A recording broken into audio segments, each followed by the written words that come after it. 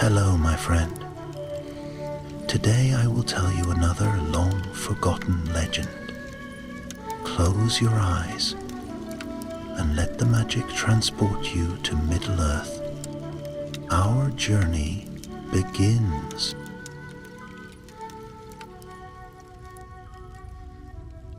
Long before the soft glow of dawn touched the northern hills, a hush lay over the broken lands of Arnor. The old kingdom had been gnawed thin by centuries of war, and though many fires still warmed the hearths of its scattered folk, a shadow crept ever closer from the mountains of Angmar. Yet on this night, calm, cold, and trembling with distant winds, a small measure of hope stirred quietly in the camp of young Aranarth, son of King Arvedui. He stood alone on a ridge overlooking Fornost, his cloak stirring faintly in the chill. The once proud capital lay half ruined, its ancient towers stark against the moonlit sky. But even now lights flickered among the stones, soldiers sharpening blades, healers tending the wounded, and messengers rushing from tent to tent with weary urgency. Aranarth watched them with a heavy but determined heart. His father had vanished in the far north, lost after fleeing the fall of Arthedain. The Witch King surely meant to crush what remained. If Fornost fell, Arnor would not merely be broken, it would be erased. Aranarth's jaw tightened. "We are not ashes yet," he murmured. Behind him, soft footsteps approached. It was Kalimdor, his oldest companion, wrapped in a cloak patched at the shoulders with years of hard use. "Still awake?" Kalimdor asked with a faint, tired smile. "Even the sentries try to steal a wink of sleep tonight." "I cannot," Aranarth replied. "There is a weight in the air. Angmar moves. I feel it." Kalimdor glanced toward the horizon, where the mountains of Angmar lay hidden under darkness. "Rumors say the Witch King gathers his hosts again, wargs on the plain, hill trolls marching under moonless skies." "Rumors or truth," Aranarth said quietly, "we cannot meet them alone." He turned back toward the camp, where a cluster of tents held the maps and messengers of the Dunedain. A fresh report had arrived at dusk. The Gondorian fleet, led by Prince Eärnur, had reached the northern seas. Their arrival could decide the fate of the north, but only if they received warning of Angmar's movements before sailing blindly into peril. Aranarth gestured toward the tents. "We ride at dawn. A small band only, swift, unseen.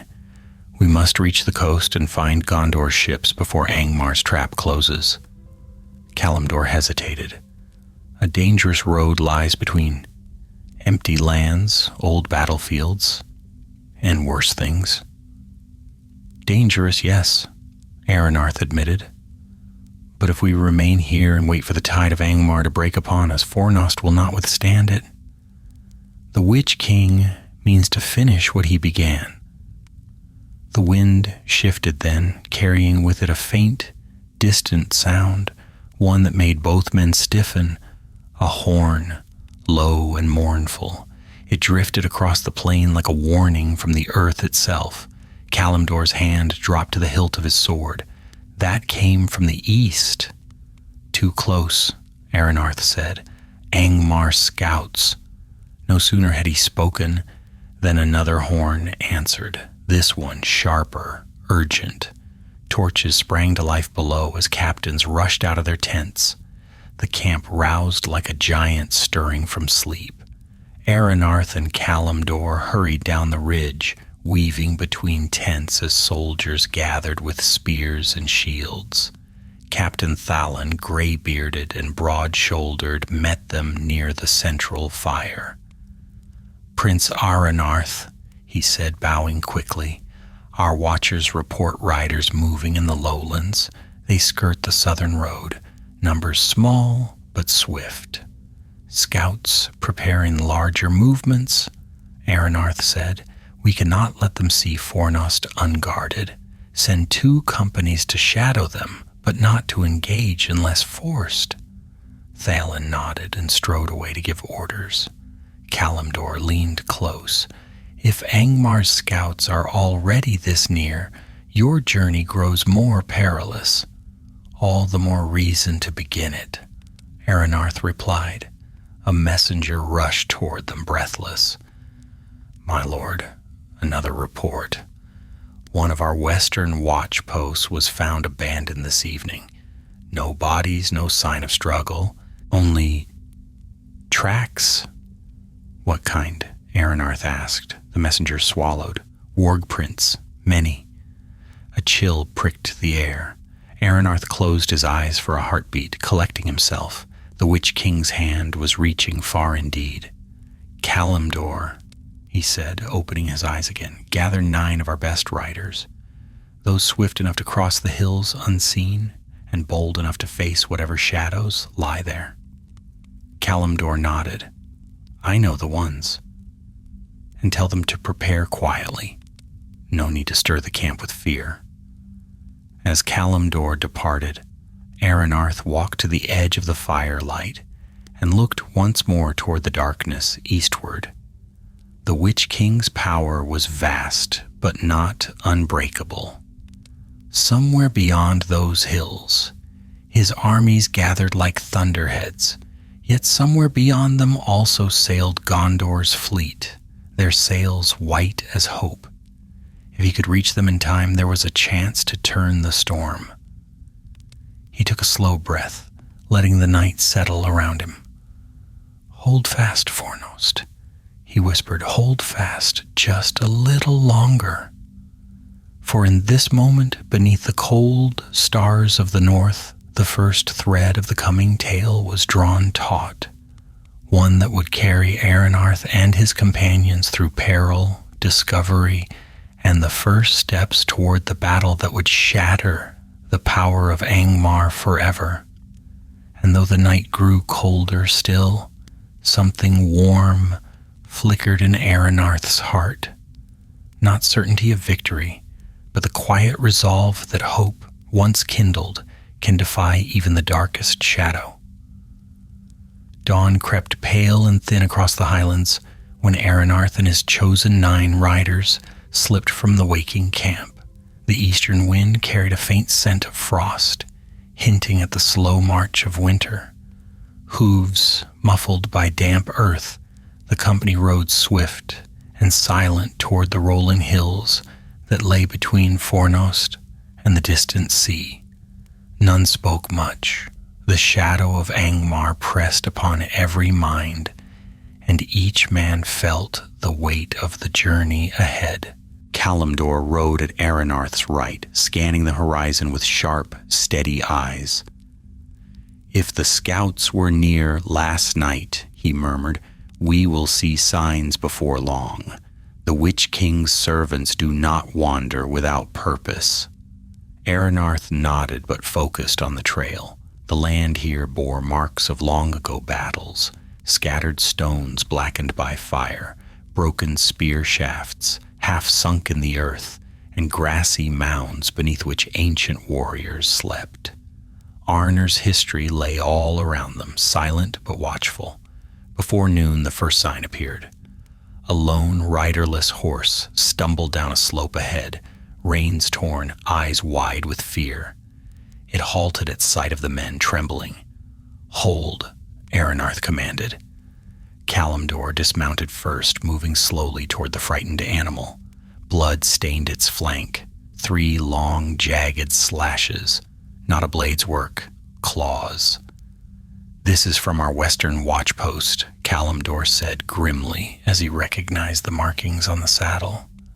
The men stationed there would not have abandoned their horses willingly. Aranarth bowed his head for a brief moment. "We ride on," he said quietly, "but we go with caution." They pressed forward at a measured pace, now weaving between boulders and thickets for cover. Ravens croaked overhead, harsh, circling, watchful, and more than once the riders glimpsed shapes slipping between distant rocks. Whether wolves or wargs, they could not tell. By midday, they reached a narrow ravine carved long ago by a river that had since dried to a thin trickle. The trail wound downward, hemmed by high cliffs on either side, a poor place for a traveler and a perfect place for an ambush. "Our swiftest path lies here," Kalimdor murmured, frowning up at the rock walls. "But if Angmar's scouts pass through, they may have left surprises." Aranarth studied the path. "We ride in pairs," he decided, eyes forward and back. "If shadows move, call it." The company eased into the ravine. The walls rose around them like the ribs of some ancient beast. Loose stones skittered beneath hooves, clattering sharply in the hush. Halfway through, a harsh cry split the air. "Above!" shouted one of the rear riders. Aranarth spun, sword flashing free as dark figures erupted over the ledges. Angmar orcs, lean, gray-skinned with eyes like burning coals, leapt down the rocks with snarls of triumph. Behind them, two massive wargs bounded forward, their teeth glinting. "Ride!" Aranarth bellowed. "Break through!" Chaos crashed upon the ravine. The Dunedain surged forward, kicking their mounts into a desperate charge as orcs dropped from the cliffs, claws scraping against stone. Kalimdor slashed at a warg that lunged from the side, its jaws snapping inches from his leg. Steel bit fur, and the beast tumbled away with a howl, but the orcs pressed hard. One seized the bridle of a Dunedain rider, Tirgon, and dragged him from the saddle. Tirgon hit the ground, rolling as blades struck at him. Aranarth turned sharply, cutting his way back through the melee. "Hold fast," he shouted, driving his sword into the nearest orc. Tirgon struggled to his feet, wounded but alive. Aranarth hauled him onto his own horse without slowing, and the company surged together as one. The ravine narrowed ahead. If they could reach the mouth, they could escape the trap. An orc chieftain leapt before them, wielding a heavy axe. Kalimdor met him head-on, knocking the axe aside with a fierce cry and driving his blade deep. The path cleared, and the company burst from the ravine into the open plains beyond. Wind rushed past, carrying away the stench of orcs and dust. Only when they had ridden far from the cliffs did Aranarth raise his hand. "Halt!" Breathing hard, the men gathered in a loose circle. Tirgon's arm bled freely, and another rider's helmet bore a deep, warped gash. "They knew we would pass this way," Kalimdor said darkly. "Angmar moves with intent." Aranarth gazed eastward. "They wish to delay us or to end us. Either would serve the Witch King's purpose." He looked over his company, bloodied, shaken, but unbroken. "We ride on," he said firmly. "We cannot turn back. Gondor must be warned, or all of Arnor will fall." The men straightened at his voice, and some fire returned to their eyes. They tightened saddles, bound wounds quickly, and mounted once more. As they resumed their journey, the land gradually sloped downward, the air growing salty with the promise of the distant sea. If all went well, they would reach the coast by the following night. Yet Aranarth could not shake a troubling thought.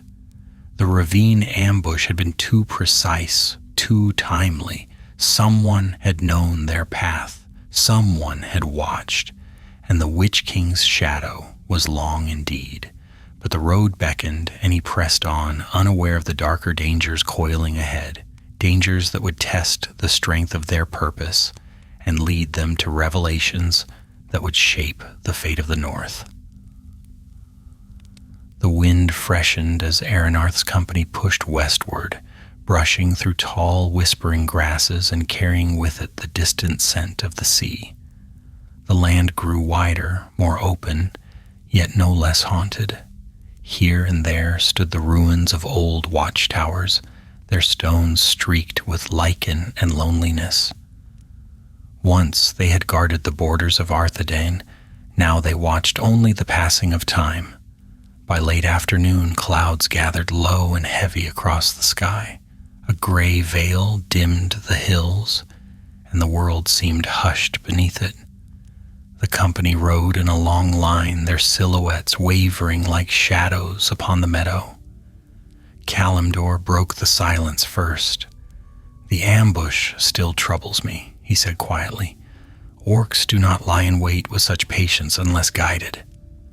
"I know," Aranarth replied, "and if the Witch King knows our movements, then haste is our only shield." Yet haste could not mend their wounds. Tyrgen rode with a pale face and tightly bound arm, struggling to keep his balance, though he uttered no complaint. Another man, Hador, bore a bruise across his ribs and winced with every breath. Aranarth resolved they would rest as soon as they reached safer ground. But safety was a fleeting notion in these days. Near sunset they saw smoke, thin, rising straight into the darkening sky from the hollow of a small valley ahead. Aranarth lifted a hand. "Slow, and keep your weapons near."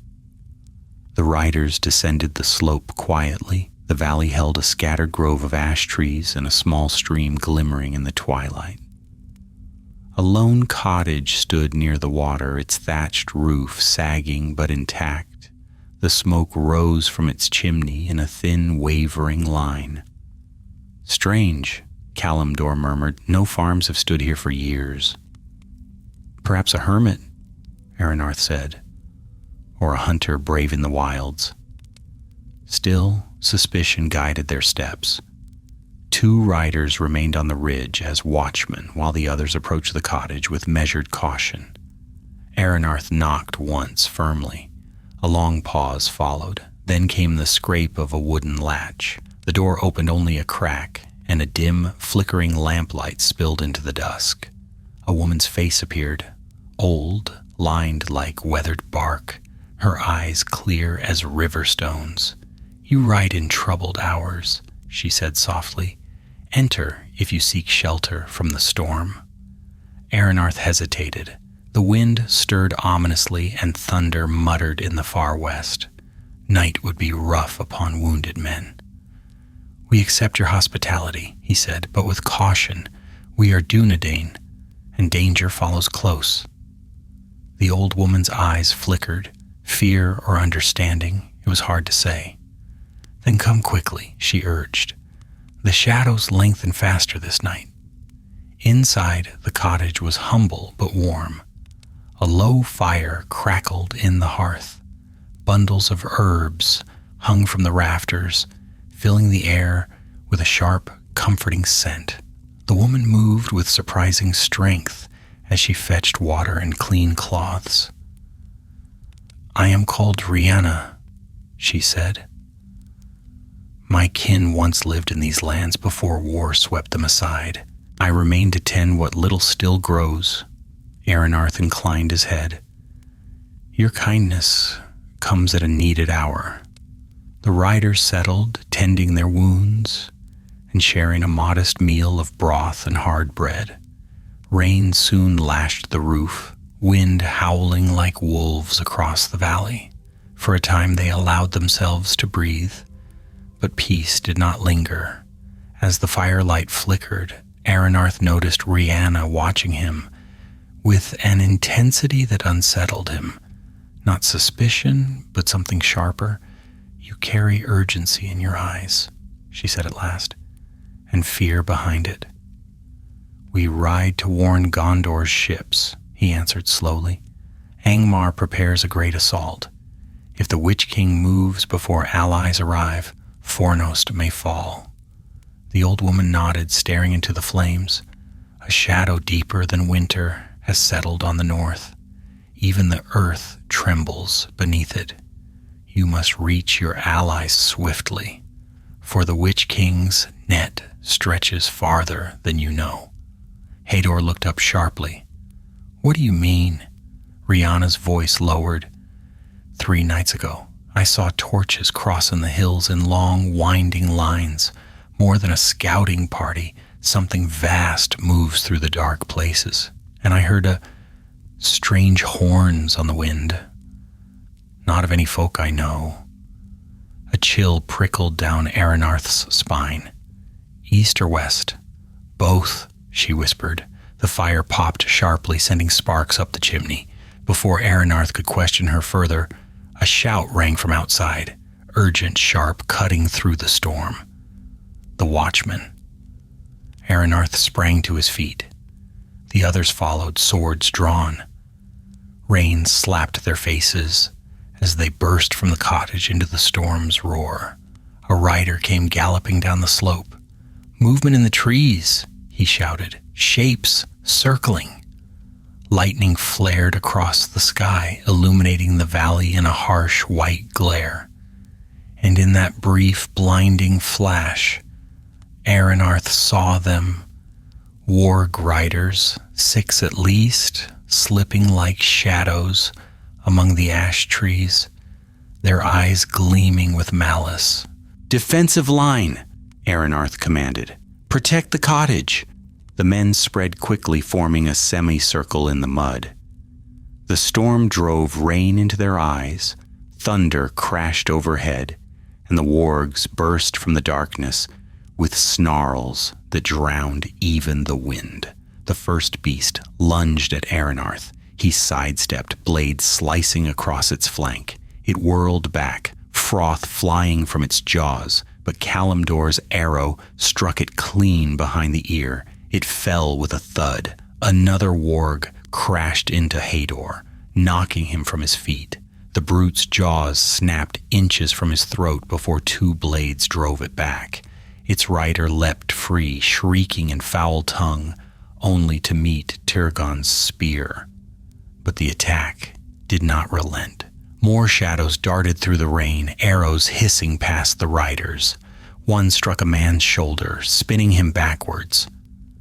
"They hunt us," Kalimdor shouted. "They knew exactly where to find us." Aranarth gritted his teeth. The Witch King was closing the noose.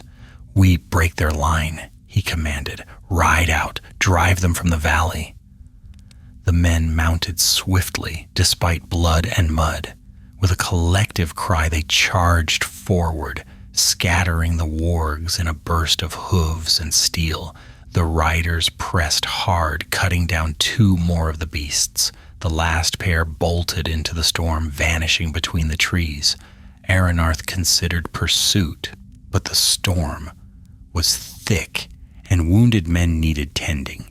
He raised his hand. "Hold, let them flee. They gained nothing for their trouble." Kalimdor wiped rain from his eyes. "Only because we found shelter. Had we been caught in the open—" "I know," Aranarth said. As they returned to the cottage, Rihanna met them at the doorway, lantern trembling in her hands.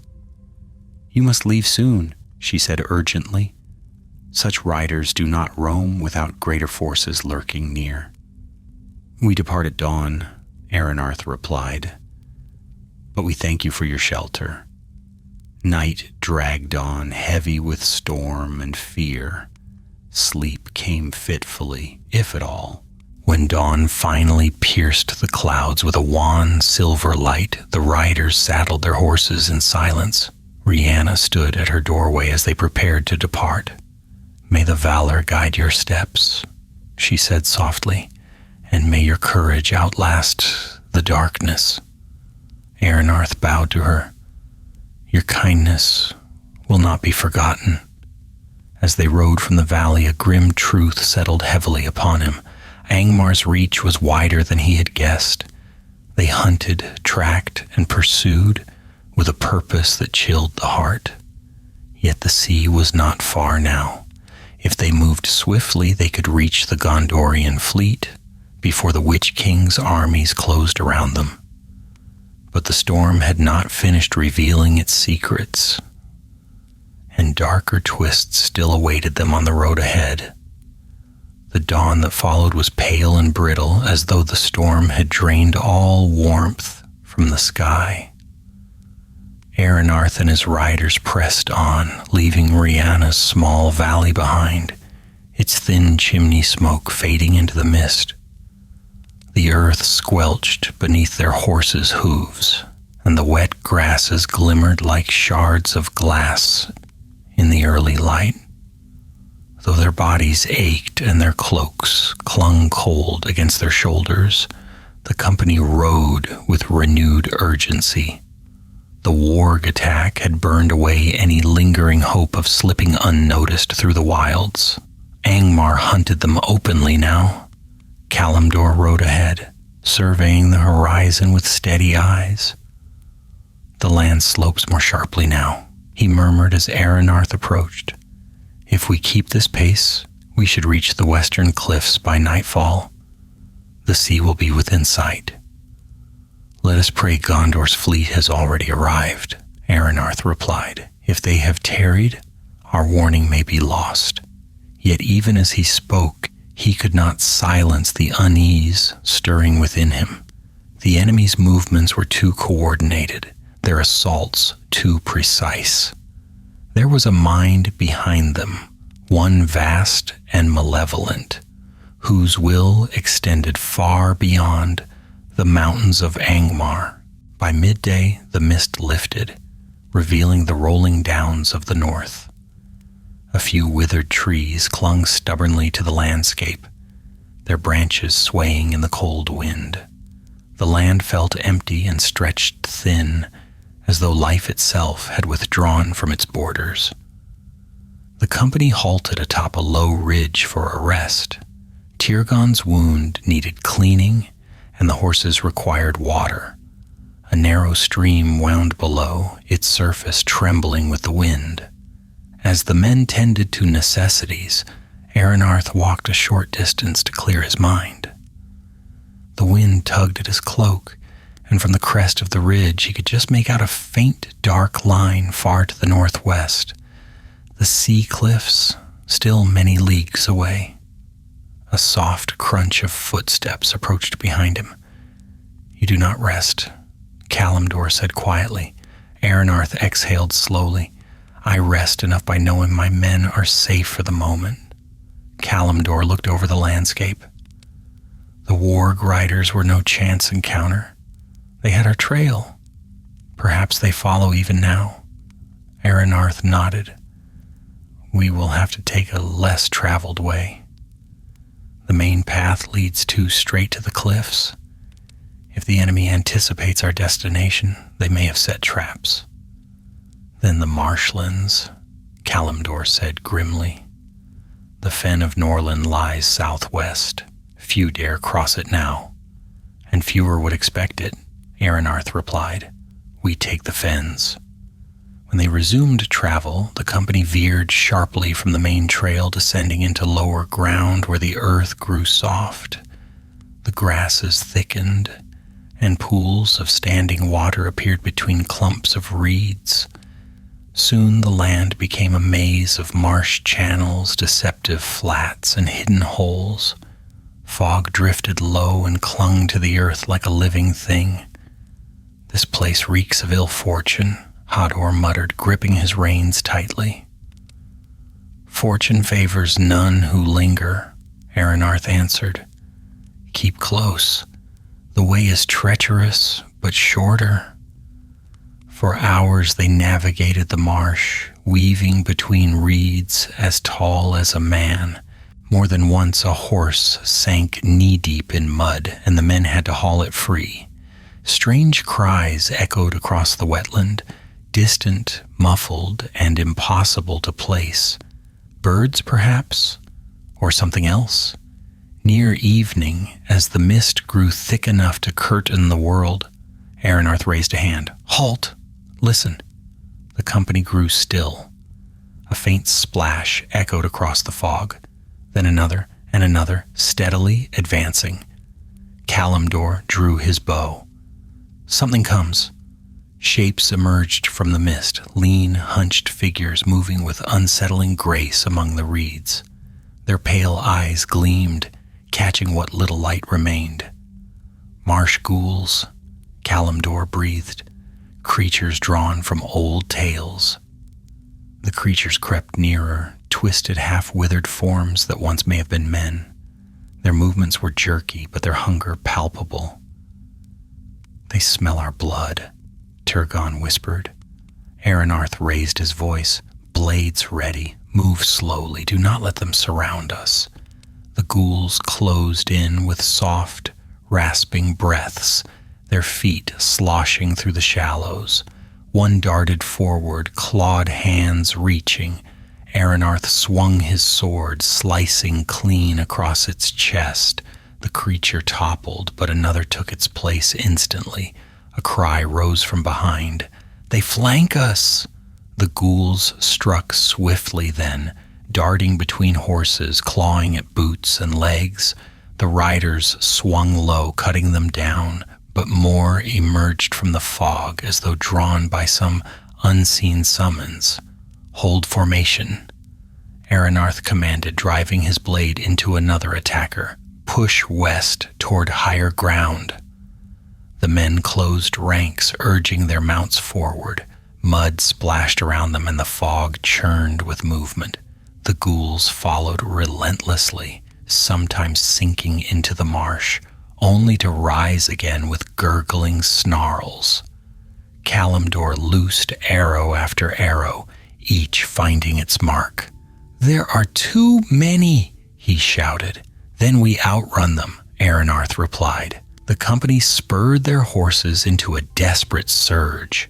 The marsh hindered them, sucking at hooves, dragging at their speed, but the ground gradually rose beneath them, and the water thinned to shallow pools. At last they reached firmer soil. Aranarth turned, breath ragged, looking back into the fog. The marsh ghouls halted at the boundary, where the wetland ended. They stood in a loose cluster, staring silently, as if some unseen leash held them within their watery domain. Slowly, one by one, they sank back into the mist. Only then did Aranarth lower his sword. "Everyone accounted for?" he asked. One rider stepped forward. "We lost no men, my lord, but we are shaken." Aranarth nodded gravely. "Then let the marsh swallow its secrets. We have no reason to return there." They pressed onward, climbing out of the fens and onto dry, rolling ground. The air grew clearer, though darkness already crept from the east. Exhausted and mud-soaked, the company set a small camp in the shelter of a rocky rise. As the men warmed their hands at a meager fire, Kalimdor sat beside Aranarth. "That was no chance encounter," Kalimdor said. "Those creatures were stirred by something." "By the Witch King's shadow," Aranarth answered. "Even the dead heed his call." They sat in silence until the fire burned low. Beyond the ridge, the sea whispered faintly, far but not unreachable. If they could reach it by the next night, they might yet find Gondor's ships and deliver their warning. Yet Angmar's pursuit had not ceased, and Aranarth sensed that the trials ahead would grow darker still before hope could shine again. Night settled swiftly over the highlands, cloaking the world in a hush, broken only by the sigh of the wind and the crackle of the rider's small fire. After the horrors of the marsh, exhaustion weighed heavily on every man, yet none slept easily. The company rested in a hollow between weathered stones, where the wind's bite was gentler and the shadows less threatening. Even so, Aranarth sensed unease lingering among them, like a murmur beneath the earth. When the watch changed near midnight, Kalimdor approached Aranarth, who sat quietly sharpening his blade beneath the faint gleam of the stars. "You should sleep," Kalimdor said softly. "You have not closed your eyes since the marsh." Aranarth tested the edge of his sword, then sheathed it. "Rest will not find me," he replied. not while Angmar hounds our steps. Every league we ride, the Witch King's hand seems already stretched before us. Kalimdor sat beside him, drawing his cloak close. Do you still believe Gondor's ships are waiting? They must be, Aranarth answered. Eärnor's fleet left weeks ago. If storm or mischance hindered them, we may yet arrive first. But I hold hope that we do not. The fire flickered, casting dancing shadows on the stones. For a moment neither man spoke. Sleep if you can, Kalimdor said at last. We ride soon after dawn, and the way ahead shows no mercy. Aranarth nodded and forced himself to lie down. Though his eyes remained open for long minutes, weariness at last overtook him, dragging him into a shallow, uneasy sleep. It did not last. A sudden cry shattered the quiet. Aranarth jolted upright, reaching instinctively for his sword. "Riders!" a voice shouted from the ridge. "Approaching from the north!" In an instant, the camp erupted into motion.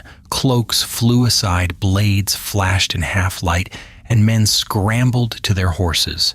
Aranarth raced toward the ridge, Kalimdor at his side. The watcher pointed with a trembling hand.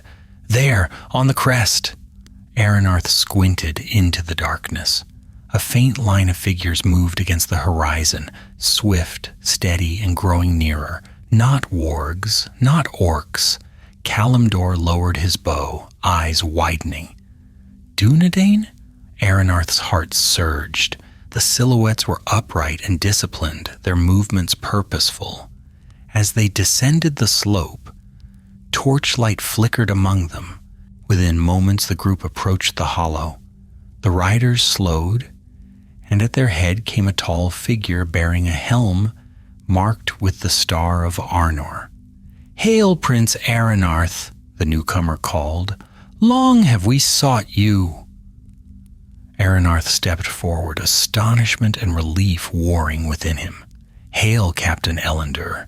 We feared you lost. What brings you so far from Fornost?" Elendor dismounted, his expression grave. "Orders from the Council of the North. When word reached us of your departure, we followed, fearing you might need aid." His gaze flicked across the weary faces and mud-streaked cloaks of Aranarth's company. "It seems we arrived not a moment too soon." Aranarth clasped his arm. "Your presence strengthens our chances more than you know." Another of Elendor's men approached, carrying a wrapped bundle. "My lord," he said, "we recovered this from an abandoned Angmar camp 2 nights past." Elendor unwrapped the bundle. Inside lay a map, rough, marked with dark ink and strange sigils. Aranarth took it, holding it near the firelight. "What is this?" Kalimdor asked. "Proof," Elendor said grimly. "The Witch King moves not merely to strike Fornost. He aims to encircle it. Here, see these arrows?" He pointed to the inked paths drawn from multiple directions. Angmar sends 3 converging armies, one from the east, one from the north, and another from the southwest. If they join, Fornost will be surrounded entirely. Aranarth studied the markings. The western path, it curves near the sea cliffs. "Exactly," Elendor said. "If that force reaches the coast before us, Gondor's fleet may be trapped or driven off." A cold weight settled in Aranarth's chest. Their mission, already perilous, had just become far more urgent. "We must ride at first light," he said firmly. "No delays. With your company added to mine, we may avoid another ambush." Elendor nodded. "We are ready." The camp returned to uneasy rest, though little sleep came to any. Dawn crept slowly across the highlands, staining the world in dull gold. The combined company set off with renewed purpose, 40 riders strong, lean, determined, and bound by a single hope. The land changed as they rode. The hills grew steeper, and patches of heather spread across the slopes, waving gently in the wind. Overhead, seabirds circled. First only a few, then many. Their cries echoed far across the cliffs. "We are close," Kalimdor murmured. Indeed, within 2 hours the ground began to fall sharply. The air grew cool and sharp, tinged with salt. And then, at last, the riders reached the crest of a final ridge. Below them stretched the gray expanse of the Sea of Foreshell, its vast waters heaving beneath the late morning sky. White spray burst against the towering cliffs, sending mist swirling into the air. And far out from the coast, small at first, then unmistakable, moved dark forms upon the water. Ships, dozens of them. "Our hope lives," Elendor breathed. "Gondor has come." A surge of relief rushed through Aranarth. Great ships with proud swan prows sailed near the coast, their sails straining in the wind. Lanterns glimmered on their masts like stars at midday. But Kalimdor's expression did not share Aranarth's relief. "Look," he said quietly, pointing toward the south. Aranarth followed his gaze, and his relief turned to dread. A column of smoke rose from the cliffside forests. Black shapes moved along the shoreline, gathering near a narrow inlet. Even at this distance, the banners were visible, crimson and ash-gray, marked with the sigil of Angmar. The Witch King's western force had reached the coast. "They mean to strike the fleet," Elendor said, horror creeping into his voice.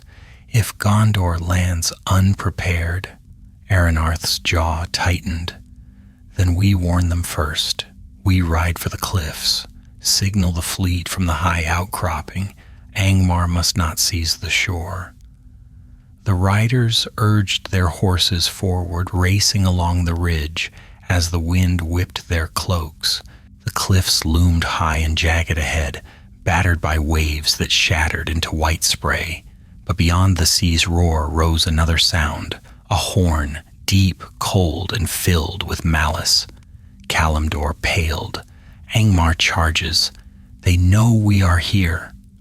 Aranarth drew his sword and raised it high, the steel catching the light of the rising sun. "Then let them come," he said. "We stand between them and Gondor. We ride to meet them." And with that, the riders thundered toward the cliffs, toward the perilous shore where hope and ruin now raced to outpace each other. The thunder of hooves rolled across the cliff tops as Aranarth led his riders at full gallop, the wind tearing at their cloaks and the sea's roar rising like a distant battlefield anthem. The path narrowed dangerously, weaving between jagged outcroppings and sheer drops, plunging to foaming surf far below. Yet none slowed.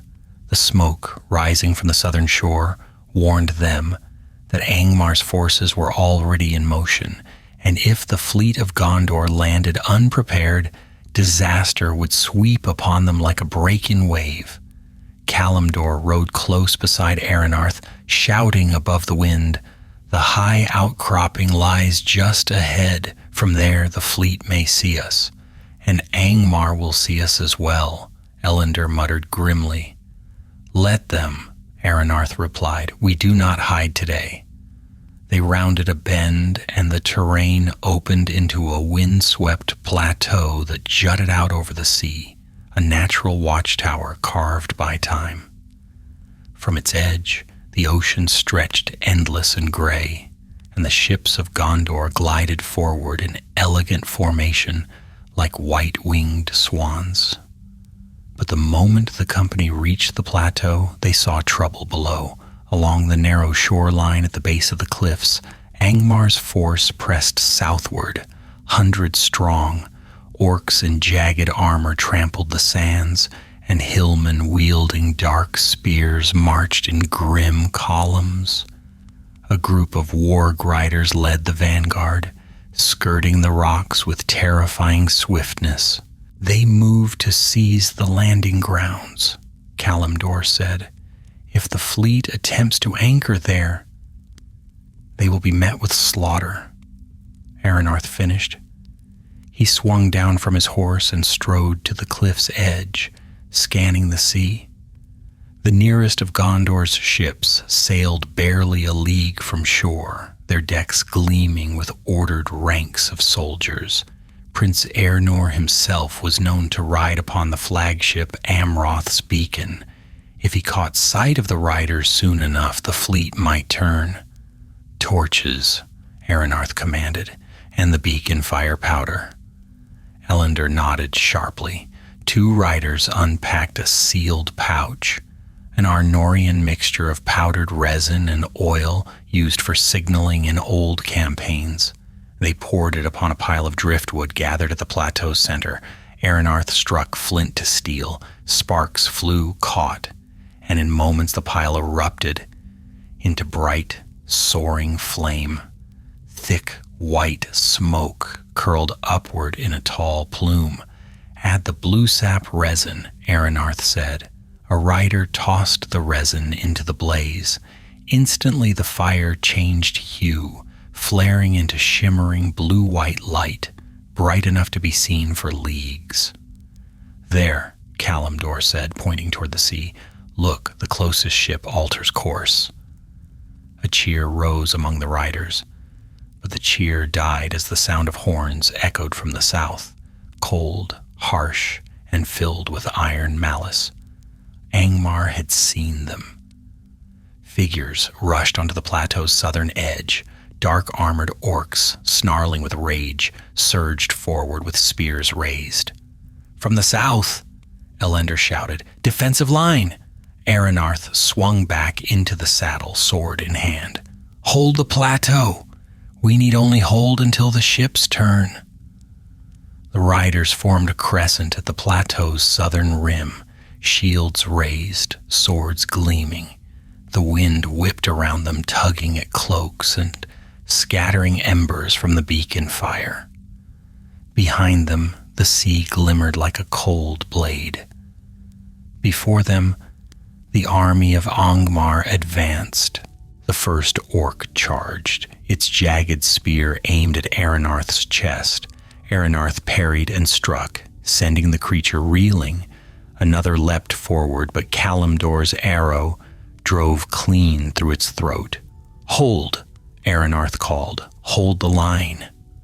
For a time, the narrowness of the plateau favored them. Only a handful of orcs could press forward at once, and the Dúnedain met them with disciplined steel. Bodies fell. Dark blood stained the rocks. The riders gave ground slowly, but they did not break. Then the hillmen came. Unlike the orcs, these warriors were nimble and ruthless. Wielding long spears, they thrust past the shields, forcing the Dúnedain to retreat step by careful step. A spear grazed Hader's leg. He staggered, but Aranarth caught his arm and pushed him back into formation. "Stand firm," Aranarth shouted, but even as he spoke, a terrible cry rose from the lower path, a long, howling shriek that froze the blood. Wargs, a pack of them, bounded up the winding trail, their eyes like coals, their riders hunched low on their backs. They crashed against the Dúnedain flank with vicious force. The line trembled. Aranarth turned sharply, parrying a warg's snapping jaws. "Break them! Do not let them gain the plateau!" Kalimdor fought beside him, his blade flashing in rapid arcs. "There are too many. We cannot hold much longer." Aranarth knew he spoke truth. Angmar had committed more than he expected. But he glanced back at the sea, and hope stirred within him.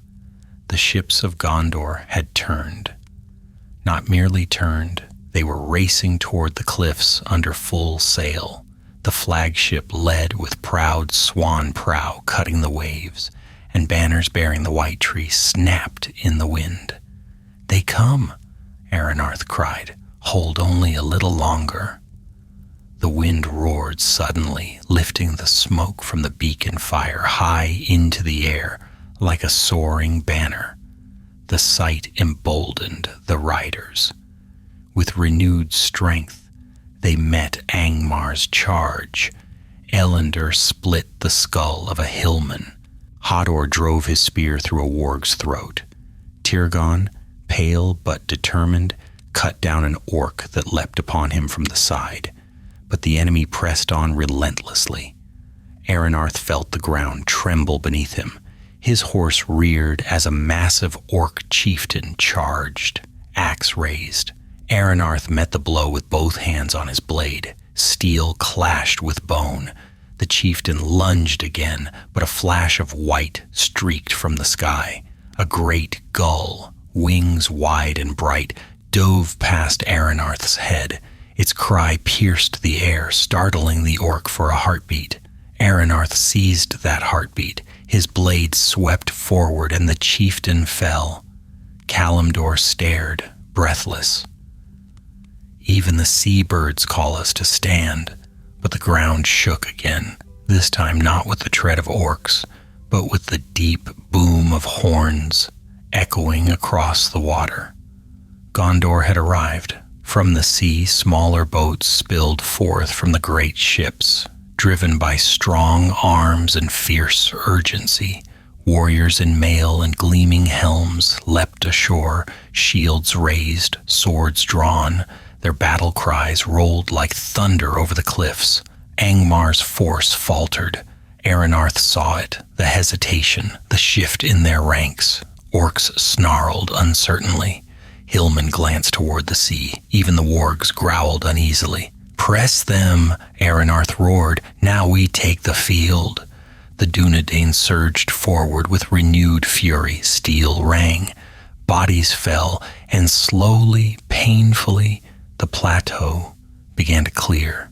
Those of Angmar who were not slain began to withdraw, slipping down the narrow path from which they'd come. Some fled toward the forest, others scrambled toward the shore, only to meet Gondor's blades. Within minutes, the plateau belonged to the Dunedain again.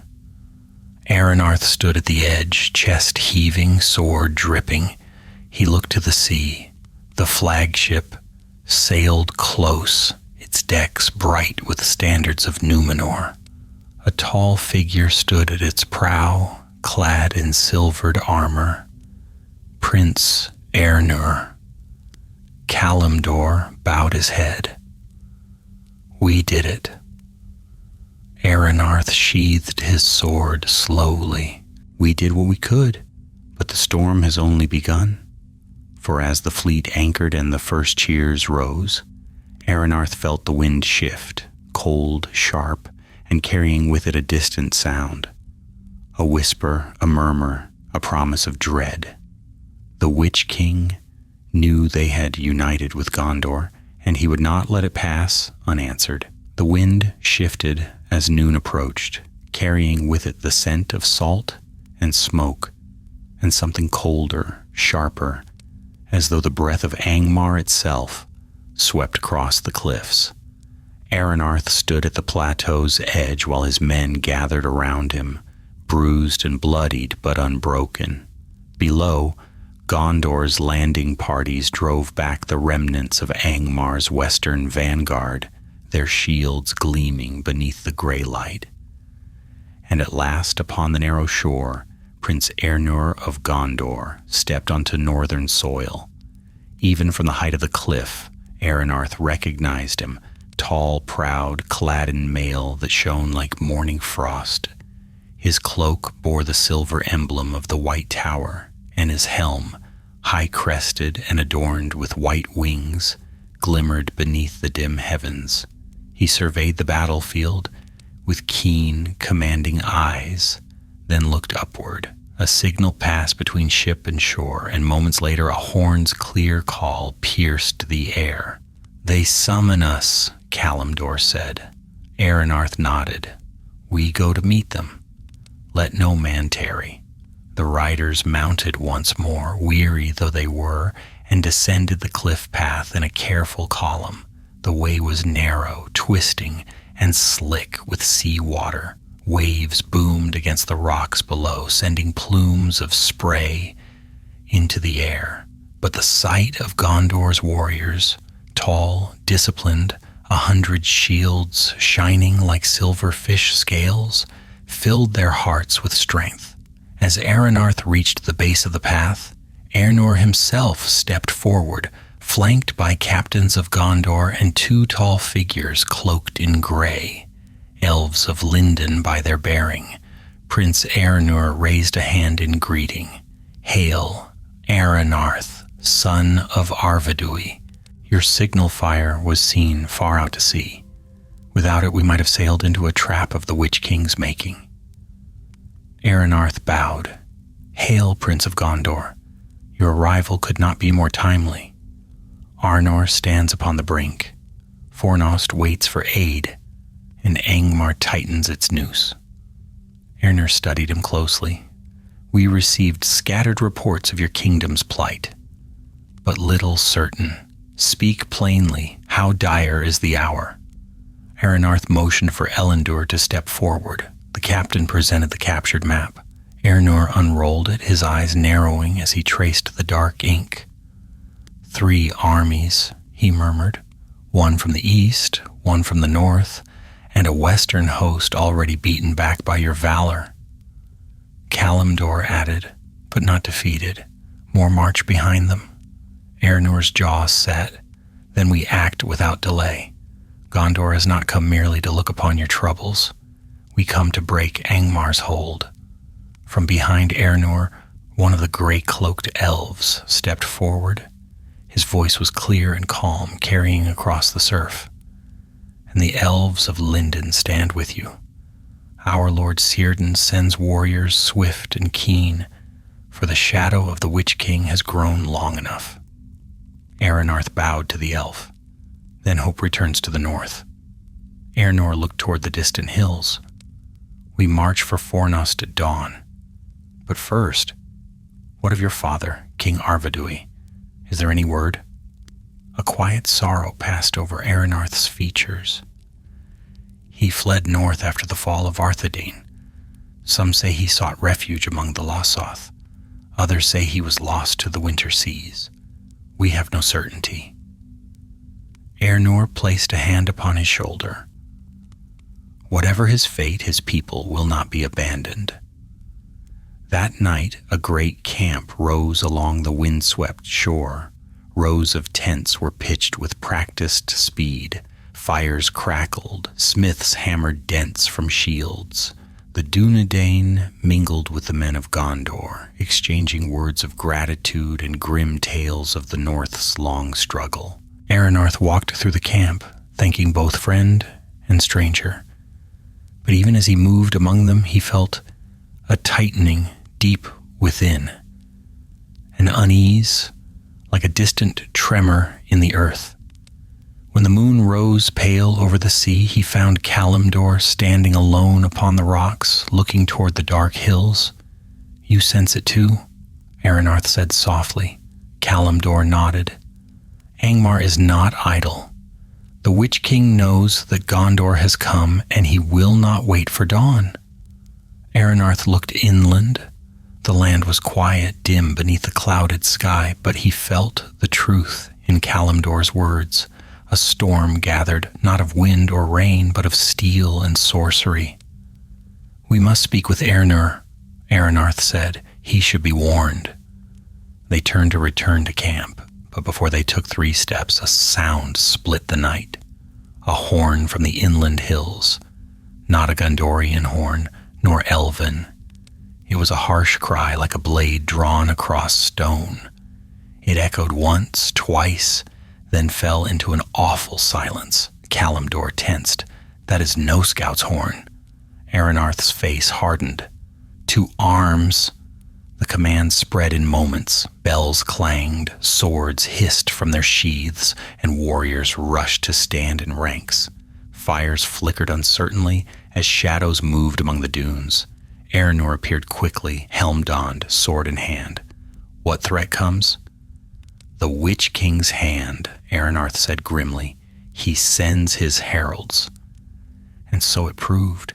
From the inland slope, figures emerged, tall, robed, their forms shrouded in darkness deeper than night. They moved with slow, deliberate steps, and a cold wind followed them. The torches nearest to them sputtered, then died. A murmur rippled through the ranks. "Wraiths!" someone whispered. Aranarth stepped forward, raising his sword. "Stand firm! They are but servants. Do not yield!" Aranor moved beside him, shield raised, his presence steady as an oak. "Drive them back before their master comes. Gondor does not fear shadows." But fear washed over the men like frost. The wraiths stretched out their hands, and a whispering murmur filled the air, voices like forgotten graves. Kalimdor loosed an arrow. It struck one wraith in the chest and passed through, drifting away like a leaf. The creature glided forward. Aernor's voice rang loud. "Forward, for Gondor and Arnor!" With a shout, the front ranks charged. Steel clashed against the wraiths' spectral forms. Some swords passed harmlessly through, but others, those forged with old enchantments, struck true, kindling dim sparks of pale fire. Aranarth's blade met one wraith. A shock of cold jolted through his arm, but he pressed on, forcing the creature back, step by step. To his left, Elendor battled another, his shield rim glowing faintly where it touched the wraith's shadowed robes. Kalimdor joined the fray, striking swiftly, keeping to the edges where the wraiths were thinner. The battle raged for long minutes. Then abruptly, the wraiths withdrew, drifting back into the darkness as suddenly as they'd appeared. Silence fell. The men stood trembling yet unbroken. Aranor scanned the hills. "A test," he said. "Nothing more. The Witch King watches our strength." Aranarth nodded, "And he has found us ready." Yet even as he spoke, his heart tightened. This had not been a true attack, merely a taste of the terror Angmar held in store. Tomorrow they would march for Fornost. And there, the Witch King would show his full power. Dawn came dim and reluctant, as though the sun hesitated to cast its light upon the armies gathered on the cold northern shore. A pale silver glow touched the waves, then crept across the camp, where men of Arnor and Gondor readied themselves for the march. The events of the night weighed upon them. Though no man had fallen to the wraiths, the memory of their chilling presence lingered like frost along the bones. Aranarth moved among his riders, checking each spear, each helm strap, each pack. The men were steady, though their eyes betrayed weariness. Elendor joined him, adjusting his gauntlets. "The scouts returned moments ago," he reported. "Angmar's forces draw closer to Fornost. The Witch King gathers the eastern and northern hosts. If he unites them before we arrive," Aranarth finished the thought grimly, "Fornost will fall." The words needed no embellishment. The ancient capital of Arnor, last refuge of a broken kingdom, would not withstand another siege, not without aid. Kalimdor approached then, cloak whipping in the wind. "Prince Aranor meets with the elven captains. He will call for the march soon." Aranarth nodded. Together the three men strode toward the shore, where Aranor stood, with the gray-cloaked elves of Lindon. Their leader was a tall, sharp-eyed elf named Amlior, who carried a long spear tipped with silver fire. Aranor turned as Aranarth approached. "You have faced Angmar's wrath for long years," he said. "Tell me, how best do we reach Fornost before the Witch King closes his grip?" Aranarth unfurled a small map, tracing the ridges and plains between the cliffs and the city. "We take the North Downs. The high road is faster but more exposed. Angmar surely watches it. The narrow passes through the downs offer cover, though the terrain is difficult." Aernor's eyes sharpened. And what dangers lie in those passes? Spies, Kalimdor answered before Aranarth could speak. Beasts that flee no mortal blade. Old remnants of Angmar's sorcery. But the path remains our best chance. Amlior nodded with calm certainty. Then through the downs we go. My kin know the hidden trails. We shall guide your vanguard. Erner struck the butt of his spear upon the ground. So be it. Ready the host. Today we march for Fornost. A horn sounded from the ships, answered by another from the dunes. Men sprang into motion, lines formed, banners unfurled, Arnor's 7 stars beside Gondor's white tree. The elves took positions at the flanks, their spears glinting like moonlight even beneath the gray sky. Aranarth mounted his horse, feeling the weight of the moment settle upon him. The road ahead would test every strength they possessed. The march began as the sun cleared the horizon. The army wound upward from the coast, climbing the steep paths that led back into the highlands. The crashing sea fell behind them, replaced by wide, wind-scoured plains, dotted with ancient stones. The air was cold but clear, carrying the distant cry of hawks. By midday they reached the rolling foothills of the North Downs. Granite ridges rose from the earth like the bones of long-dead giants. Narrow paths threaded between them, paths the elves took with graceful ease, their feet scarcely disturbing the earth. Aranarth rode at the head of his company beside Ernur and Amlior. The narrow pass forced them into a long column stretching far behind. Kalimdor remained vigilant. "This place invites ambush," he murmured. "The Witch King would be foolish not to use it." "He is many things," Aranarth said softly, "but not foolish." The words had hardly passed his lips when Amlior raised a hand sharply. The line halted. "What is it?" Ernur asked. The elf knelt, brushing aside moss and dirt. "Tracks," he said. "Fresh ones?" Aranarth leaned forward. "Wargs?" "No," Amlior replied. "Worse." At that moment a shudder ran through the ground, a faint tremor, but unmistakable. Horses stamped uneasily, men shifted in their saddles. Another tremor came, stronger. Kalimdor drew an arrow. This is no natural shaking. Aranarth scanned the ridge ahead. The air grew sharply colder. Then, from behind the rocks, a massive shape emerged, a troll. It lumbered forward on knotted limbs, taller than any orc, with skin like coarse gray stone. But its eyes glowed faintly green, enchanted, enslaved by Angmar's sorcery, and behind it more shapes rose. 2, 3, a whole band of them. Ernur tightened his grip on his sword. Mountain trolls. The Witch King sends his brutes to break our vanguard. "Spears," Aranarth shouted. "Forward. Do not let them close." The front ranks surged into formation. Elves moved with deadly precision, lowering their gleaming spears. Men of Gondor braced shields, while the Dunedain drew swords. The first troll roared, shaking the very stones of the pass, and charged. Aranarth met its advance head-on. His horse swerved aside as he struck at the beast's knee, the blade biting but not breaking through fully. It howled, swinging a massive fist that crashed against the rocks, sending shards flying. Kalimdor loosed arrow after arrow, striking eyes, joints, any weakness he could find. One troll stumbled, blinded, and fell from the ridge with a thunderous crash. Ernur led his knights into the fray, silver mail glinting as they hacked at the troll's flanks.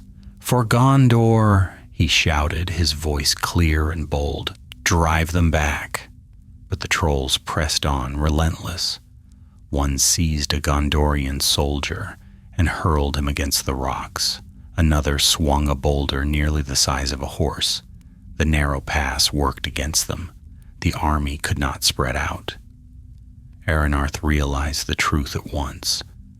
We must break through, or we will be crushed against our own ranks.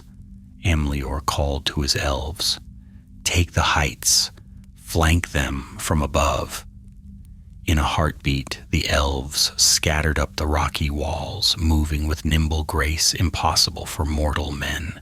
From above they struck, arrows sinking into soft points, spears thrown with perfect aim. A troll stumbled, roaring, as an elven spear pierced its shoulder. Another fell to its knees. Under a rain of arrows, Aernor's blade flashed, severing the hand of a third. Aranarth saw an opening. Forward, push them back. The vanguard surged with a great shout. Together, elves, Dunedain, and Gondorians drove the remaining trolls toward the far end of the pass. One slipped, crashing into the ravine. Another turned to flee, but Kalimdor's arrow struck deep into its skull, dropping it instantly. At last the final troll fell. Silence settled, broken only by ragged breathing and the distant cry of ravens circling above. Aernor wiped his blade and looked upon the slain beasts. "The Witch King fears our advance," he said, "else he would not waste such creatures." Aranarth shook his head. "He tests us as he did last night. The true blow lies ahead."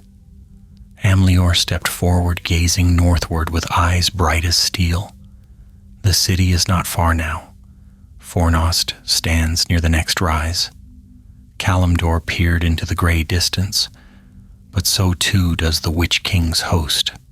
We will reach the city only moments before he does, if at all. Aranarth sheathed his sword. Then we make every moment count. He mounted again, heart steady despite the weight of dread that loomed like a gathering storm.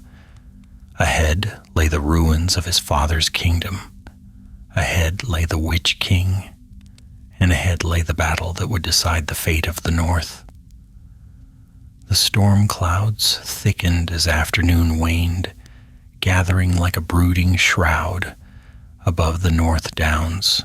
The air grew colder, sharper, and heavy with the weight of a fate drawing near. As the host of Gondor, the Dunedain, and the elves pressed forward through the winding paths, each man and elf felt the same truth. The battle for Fornost was not merely approaching, it was already unfolding in unseen ways. By the time the pass opened into a sweeping plain, the wind had risen into a keening cry. The last light of day dimmed beneath rolling gray clouds. Aranarth rode at the head of the vanguard, his cloak snapping violently behind him. Kalimdor scanned the horizon while Aernor rode silent and stern, his jaw set in grim resolve. "There," Ellender said, pointing ahead. Fornost. It rose upon a great hill, its walls proud even in ruin. Ancient towers jutted skyward, defiant despite the scars of siege and age. The stones glimmered with rain-swept light, and within the walls faint torches flickered, Arnor's last defenders holding vigil. But a darker sight marred the eastern horizon. A vast swarm of shapes poured across the plains, banners of black and ash-gray, the sigils of Angmar snapping like broken wings. Orcs, hillmen, and wargs marched in long, writhing columns. In their midst, towering figures moved with dreadful purpose, trolls clad in crude armor, and above all, faint yet unmistakable, hovered a chilling presence, felt more than seen. The Witch King. A shiver moved down Aranarth's spine. Even at this distance, the shadow of the Nazgul pressed upon him like a weight of iron. Aernor raised his hand. "We make for the western gate. If Fornost falls before we join them, the north is doomed." The host increased its pace, descending from the downs in a long, flowing wave. Elves moved swiftly over the grass, silent as passing spirits. The men of Gondor formed their shield lines with practiced precision, while the Dunedain rode ahead as scouts. As they drew nearer, the defenders atop Fornost's walls saw them. Horns sounded, clear, proud, and weary. A chorus rose in answer from the Gondorian ranks. Kalimdor looked back at Aranarth. "Your people see hope." Aranarth nodded once, though his gaze remained fixed upon the plain. "Hope comes late, but not too late." They approached the western gate. It creaked open with a grinding of ancient gears, revealing captains of the north standing ready, their armor battered, but their spirits unbroken. One captain stepped forward, broad-shouldered, his beard streaked with gray. "Aranarth," he called. "By the stars, we feared you lost." Aranarth dismounted to clasp his forearm. "I return with allies. Gondor stands with us." The man bowed deeply to Ernur. "May the valor bless this alliance. We are sore pressed. The Witch King's eastern host will reach our walls within the hour." Ernur's expression hardened. "Then Fornost shall not stand alone." The armies entered the city and spread into formation. Elves took positions along the battlements with their bright longbows. Gondorian engineers moved swiftly to reinforce weakened gates. The Dunedain joined their kindred atop towers and walls, their archers scanning the darkening horizon. Aranarth climbed the western rampart and stood beside Kalimdor, overlooking the plains. The enemy host now approached in full force, tens of thousands marching in dreadful unity. The ground trembled beneath their advance. Torches flickered like fire in a spreading sea of shadow. A horn rang out from the eastern hills, deep, cold, merciless. Kalimdor's hand tightened on his bow. "He comes." Aranarth felt the unnatural wind shift, swirling with icy malice. A distant black shape glided above the host. No steed, no wings, yet it moved with unsettling grace. The Witch King surveyed the field like a lord of death. Then suddenly a harsh voice rose across the plains, amplified by sorcery. "Fornost shall fall. Arnor shall perish. You who remain will kneel before Angmar." A wave of dread washed over the city. Men staggered, some clutching at their chests. Torches flickered. Horses reared in panic. Only the elves stood unmoved, their eyes narrowing. And then a voice answered, ringing clear and bright across the battlements. It was Amlior of Linden. "Begone, servant of darkness. Your time draws short. The north shall rise against you." A hiss swept across the plains, chilling enough to freeze the heart of any listening. The Witch King's shadow pulsed with fury. Aranarth felt the fear pressing hard upon him, but he forced himself to stand tall. "We hold until Aranor gives the signal," he murmured. Below, Gondor's soldiers formed tall, gleaming ranks outside the walls, willing to meet the first blow to spare the weakened city another siege. Behind them, the Dunedain archers waited atop the walls, bows drawn. The elves' voices murmured faint chants to steady their aim. The storm broke without thunder. Angmar's host charged. Orcs surged forward in a black tide. Hillmen rushed with wild cries. Trolls lumbered behind them, shaking the earth with each step. The Witch King's presence cloaked the battlefield in a curtain of despair. Ernur raised his sword. "Archers, loose!" A rain of arrows fell. Elven shafts gleamed like silver streaks. Gondorian arrows followed in heavy volleys. Orcs fell by the dozens, but the host pressed forward. "Forward ranks!" Ernur cried. "Shields!" The men of Gondor clashed with the first wave at the base of the hill, steel ringing upon steel. The Dunedain joined them, swift and fierce. The battle turned into a grinding storm of blades and shouts. From the walls, Aranarth watched for a moment, only a moment. before he turned to Kalimdor. "It is time come." The two descended from the battlements, joining Elendor and the riders who waited with ready steeds. Eärnur saw them approaching through the melee. "Aranarth, what do you intend?" Aranarth mounted his horse. "To break their flank. The Witch King has committed his center, but his eastern wing is stretched thin. If we strike swiftly, we may turn the tide." Eärnur hesitated only a heartbeat. In that heartbeat, he saw the fire in Aranarth's eyes, the same fire that once lit the great kings of Arnor. "Go," Eärnur said. "I shall press the center. May fortune ride with you." Aranarth nodded, then wheeled his horse. "Dunedain, with me." 40 riders surged forth, lean, battle-worn warriors of the north. Kalimdor rode at Aranarth's right, Elendor at his left. They circled wide around the western side of the battlefield, unseen amid the chaos. As they approached the enemy's eastern flank, Aranarth's pulse quickened. The orcs here were fewer. Archers and lightly armored infantry set apart from the main assault. "Now," he said, lowering his spear. He kicked his horse into full gallop. "Dunedain, ride!" They struck like a thunderbolt. The first line of Angmar's flank shattered upon impact. Orcs flew beneath the hooves of the riders. Spears darted forward, piercing armor and flesh. Kalimdor swung his blade with deadly precision, cutting down foes in swift arcs. The enemy reeled. Elendor shouted, "We break them!" Suddenly, a shriek split the sky. The Witch King turned. A wave of shadow rushed outward from him, cold as winter's heart. Aranarth's vision flickered. His horse staggered. Kalimdor cried out, gripping the reins tightly. The Witch King's voice rose, thundering across the battlefield. "You dare challenge me?" Aranarth fought the chill gripping his spirit.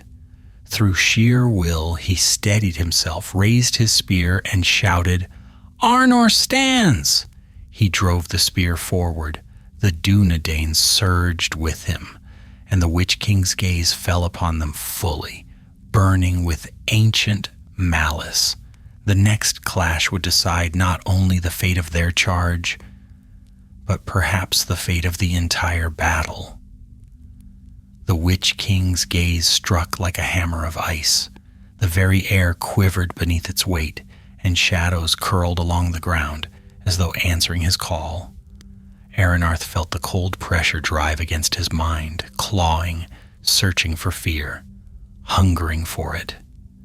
His horse shuddered beneath him, struggling to keep its footing as frost gathered at its bridle. Yet Aranarth held firm. "Ride!" he cried, forcing breath into his lungs. "Ride, sons of Arnor!"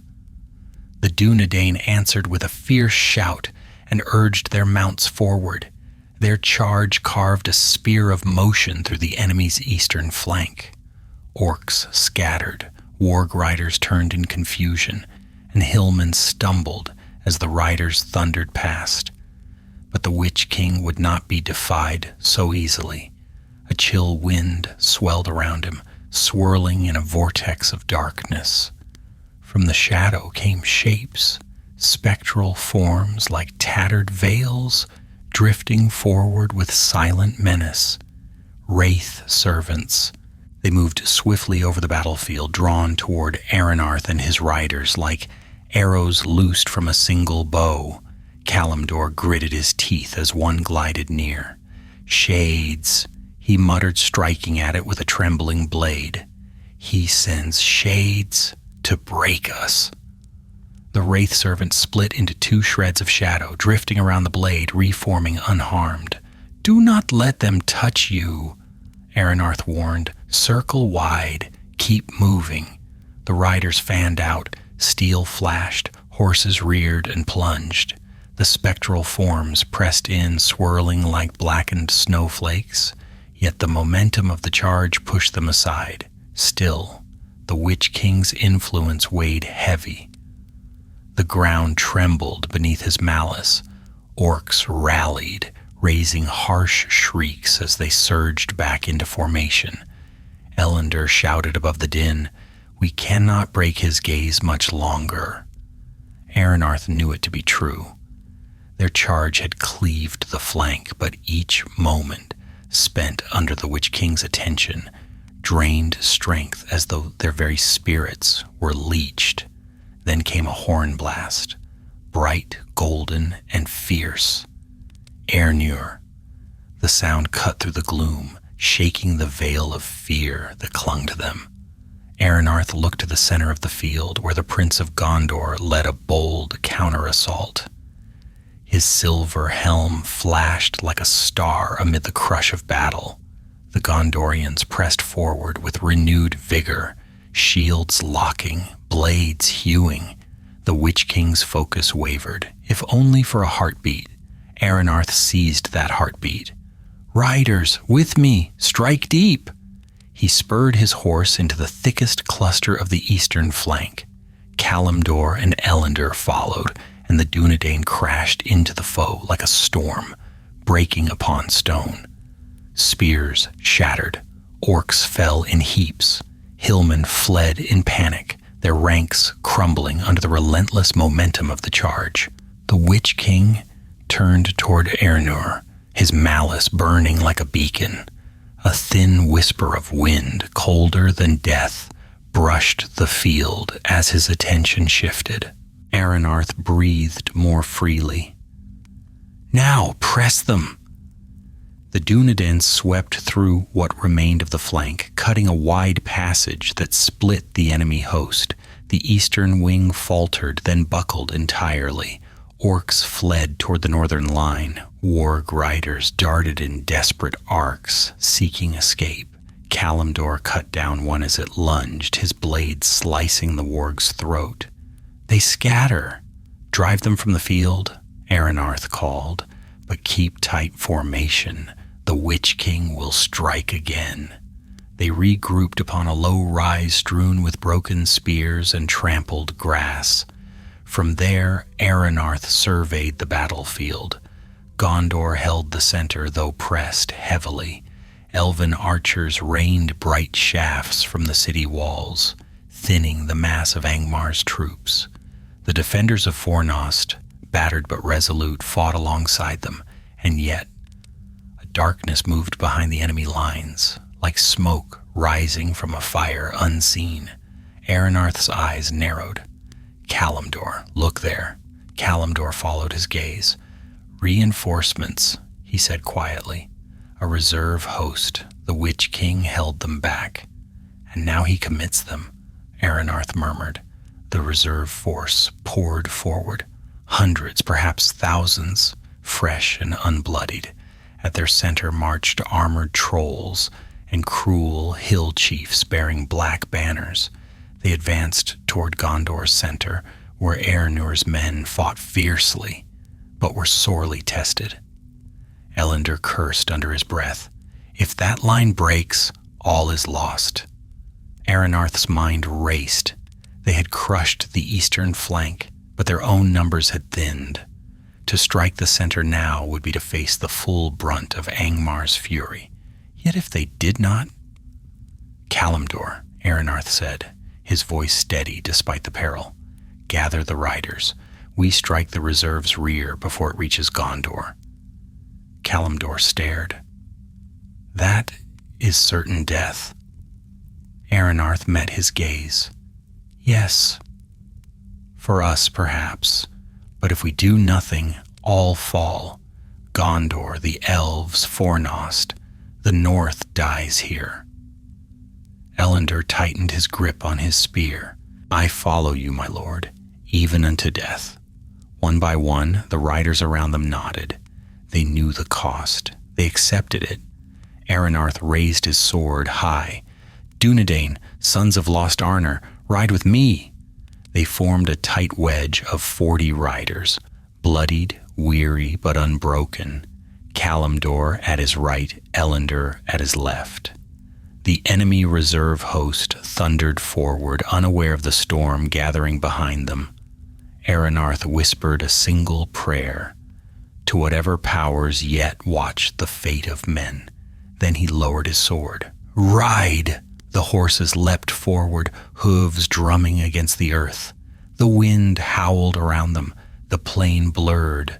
The ranks of Angmar loomed ahead like a wall of iron and hate. The riders screamed their battle cry, "For Arnor!" They crashed into the rear of the reserve host with unstoppable force. Aranarth's spear struck clean through the first orc's throat. Kalimdor carved a sweeping arc into a hillman's shoulder. Elendor shattered an enemy banner, driving its bearer beneath his horse. The shock rippled through Angmar's ranks. Orcs stumbled in confusion, turning too late toward the sudden assault. Trolls roared and swung massive clubs, but the riders ducked between their legs, striking with deadly precision. The wedge drove deep. Aranarth saw the path before him narrow, too narrow. A troll turned, raising a stone hammer. Aranarth pulled hard on his reins, leaning low as the hammer crashed into the earth with a quake that jolted every bone in his body. Elendor cried out as his horse stumbled. Aranarth reached toward him, but an orc struck from the flank. Kalimdor intercepted it, blade flashing but more pressed in. The riders were swallowed by the tide.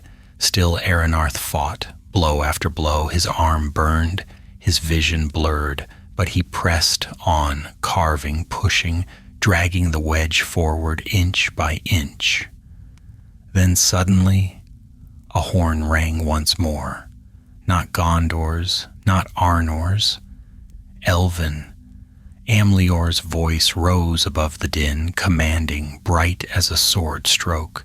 From the northern slope, elven riders descended, swift, fierce, silent as moonlit wind. Their lances shone with pale fire. Their charge struck the reserve host's flank, even as Aranarth's split its rear. The enemy line buckled. Aranor saw the chance. His center surged. Gondor pressed forward with renewed force. The Witch King's reserve host collapsed. Aranarth, bleeding and breathless, looked around him. Kalimdor still fought at his side.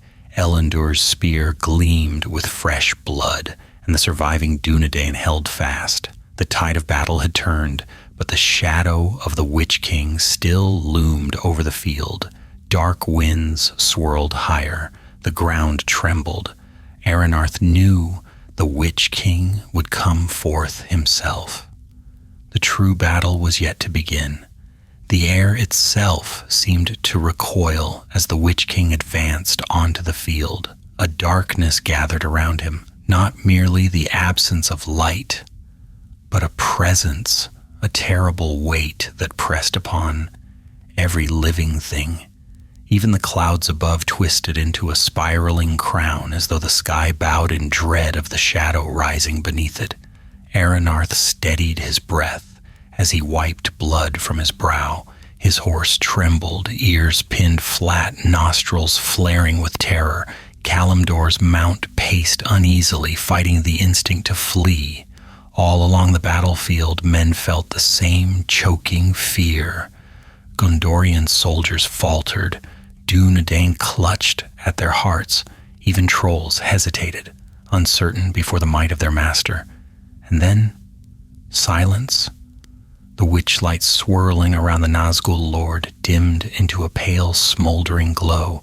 The Witch King halted at the very center of the field. Before him lay the ruin of his reserve host, cut to pieces by the combined charge of the Dunedain and the elves. Corpses lay strewn like fallen branches after a storm.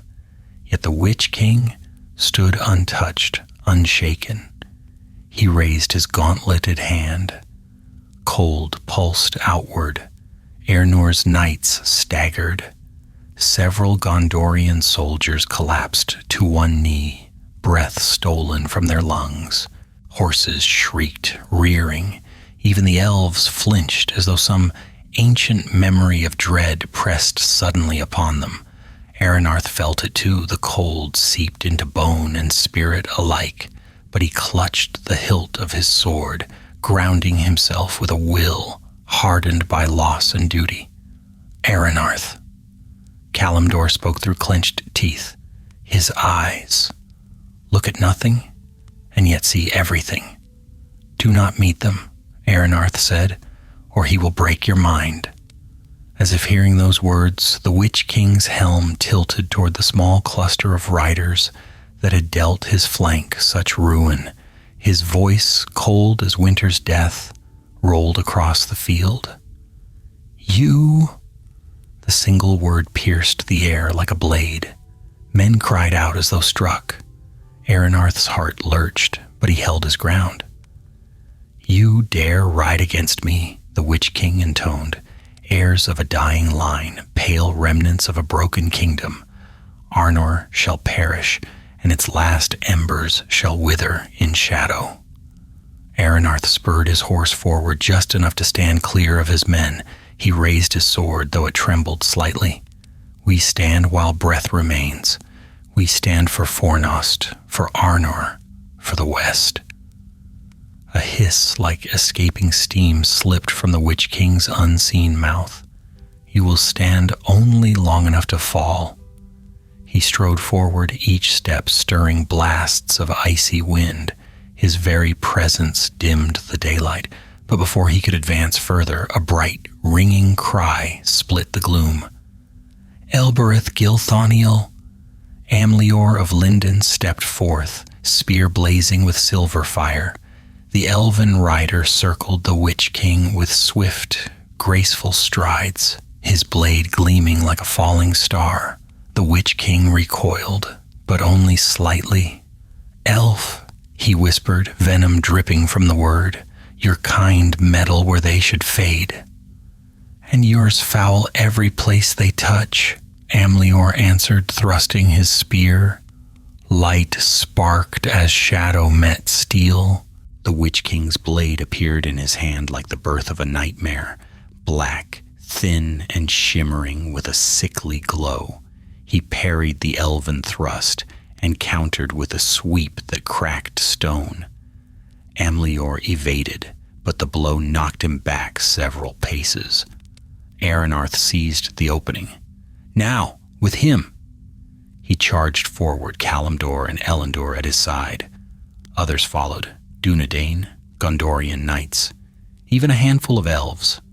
The Witch King turned toward them, and his shadow swelled like a curtain of storm. An unseen force slammed into the riders. 3 were thrown from their saddles, gasping. A horse collapsed outright. Aranarth nearly toppled, but held the saddle with burning fingers. Still, he pressed on. The Witch King slashed downward with his black blade. Aranarth parried and felt agony shoot through his arm as though ice had wormed into his veins. But he held. Kalimdor swung at the Nazgul's side, but the blow passed through shadow, barely slowing the Wraith Lord. Elendor thrust his spear, but the Witch King shattered it with a contemptuous gesture. For a terrible moment, the battle narrowed to a single point, the 3 riders circling a lord of dread. Amlior rejoined them, spear flashing. "Strike together," he shouted. "He cannot match us if we strike as one." The Witch King hissed, a sound that made horses scream. There is no unity in death. Then he leapt. His cloak billowed like a storm front. His blade swept a wide arc. Kalimdor ducked just in time. Elendor blocked the blow with his shield, and the shield exploded in shards. Elendor was thrown to the ground, dazed. Aranarth lunged to protect him, driving his sword at the Witch King's back. Steel met shadow, but the force was enough to stagger the Nazgul. Amlior struck then, plunging his spear of shining silver into the Witch King's side. A shriek tore the air. No mortal sound, but one that shattered stones and sent men clutching at their ears. The Witch King recoiled, smoke pouring from the wound. Aranarth shouted, "Press him!" They surged forward, but the Nazgul answered with a burst of unnatural wrath. A wave of black wind erupted outward of him, throwing all nearby to the ground. Horses fled in blind terror. The battlefield itself groaned under the blow. Amlior knelt, clutching his spear, but even its silver glow dimmed. The Witch King straightened. Smoke still rose from the wound, but his presence grew sharper, more focused. "You cannot destroy me." His voice boomed like thunder across the plain. "No man may hinder my destiny. This land shall be a grave for all who resist me." Aranarth staggered to his feet, vision reeling. His men rose as well, though fear clung to them thick as a shroud. And then, impossibly, a new sound rose above the chaos. Horns, clear, bright, and fierce, not elven, not Gondorian. From the western downs, a fresh banner appeared, green and gold, fluttering in the wind. A host of riders surged into view, swift as the morning sun. Círdan had sent more riders than anyone had guessed, and among them, tall and radiant, rode Glorfindel of Rivendell, a golden figure blazing like sunlight against shadow. Aranarth's breath caught. Hope surged anew. Kalimdor whispered, "Another elf lord, a great one." Indeed, for as Glorfindel approached, the Witch King's form wavered. His shadow shrank as though recoiling from a greater power. Glorfindel raised his hand.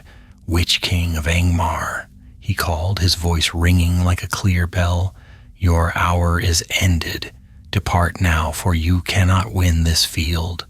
The Witch King hissed, a sound of fury and fear. He stepped back, then further back, and in a swirl of black wind he withdrew, mounting a great dark steed that galloped away with unnatural speed. His armies faltered, leaderless, wavering beneath the sudden weight of doubt. Glorfindel turned his bright gaze upon Aranarth. "The tide turns," he said, "but the battle is not yet won. Rally your men, son of Arnor." Aranarth rose, heart burning. "For Arnor," he whispered. "For the north," Kalimdor echoed. And together, with renewed strength, they prepared to press the attack. For the fall of the Witch King's armies had only just begun. The withdrawal of the Witch King did not bring silence. It brought a roar. As the Nazgul vanished into the gathering dusk, confusion rippled through Angmar's ranks. Orcs snarled in panic. Hillmen glanced wildly in every direction, and even the trolls shifted uneasily, their heavy steps faltering. The shadow that had driven them forward now retreated, leaving only raw terror in its wake. A host built on dread could not stand long when dread turned its gaze away. Glorfindel raised his spear, its golden light flaring. "Now," his voice rang across the field, bright as the rising sun. "Drive them! The shadow falters!" Arnor heard the call. His silver helm caught the dim light as he lifted his sword and shouted, "For Gondor! Forward!" The Gondorian infantry surged with renewed fury. Shields locked, spears thrust, and the front line pushed into the wavering enemy. Elves loosed volleys of white-fletched arrows that streaked through the air like falling stars, cutting down orcs who tried to regroup. Dunedain riders followed Aranarth's lead, sweeping across the broken flank to strike the enemy from behind once more. The field turned swiftly. Aranarth rode at the front of his company, though his arm still throbbed from the Witch King's strike. Blood stained his sleeve, but he paid it no mind. Kalimdor rode beside him, eyes sharp despite exhaustion. Elendor, though battered, had remounted and joined the charge again, spear replaced with a scavenged sword. "Look there," Kalimdor shouted, pointing ahead. A knot of hillmen forming a desperate defensive ring around their chieftain tried to rally the fleeing ranks. Their leader, a hulking brute with a black feathered helm, barked orders in a harsh tongue. Aranarth angled his horse. Break their circle. Without leaders, their courage ends. The Dunedain thundered toward the hillmen.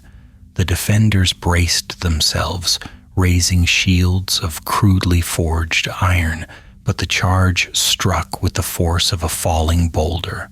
Aranarth's sword cleaved through the chieftain's guard, knocking him from his feet. Kalimdor drove his blade into another warrior. Elendor parried a spear aimed at Aranarth's side and felled its wielder with a swift counter. The hillmen broke, their last strength shattering. They fled, leaving the battered meadow littered with the remnants of their stand. Across the field, elves and Gondorians pressed the assault. The retreat of Angmar's host became a rout. Trolls lumbered backward in confusion, roaring as arrows pierced their weak joints. Orc captains shrieked futile threats at their fleeing troops, only to be cut down by advancing lines of shining mail. And yet, for all the victory that swelled across the plain, Aranarth felt a stern warning in his heart. "Do not grow careless," he said low to Kalimdor. "A wounded beast still claws." Kalimdor nodded. "Then let us keep our footing." The battle shifted gradually toward the northern slopes, where the last of Angmar's disciplined ranks attempted to form a retreating line. Gondorian knights galloped to cut them off. Elves approached from the ridge, blades gleaming like curved moonlight. Aernur himself broke through a cluster of orcs, his sword sweeping a wide arc that sent foes sprawling. He spurred his horse toward Aranarth's position and called out, "The main body flees. We must not allow them to reform. Press them to the hills." Aranarth saluted with his blade. "Gladly." Together Arnor and Gondor surged in pursuit. Dust rose beneath pounding hooves, and the earth trembled beneath the march of retribution. No longer did the Witch King's shadow shield the cowards who fled. The light of Glorfindel and the courage of men now drove them into full collapse. A cry rose from the elves as they descended the slope. Northward, they brake toward the road of Carndum. Aranarth's eyes narrowed. They seek the path home. If they reach it, if even a fraction returns, the Witch King will gather them again.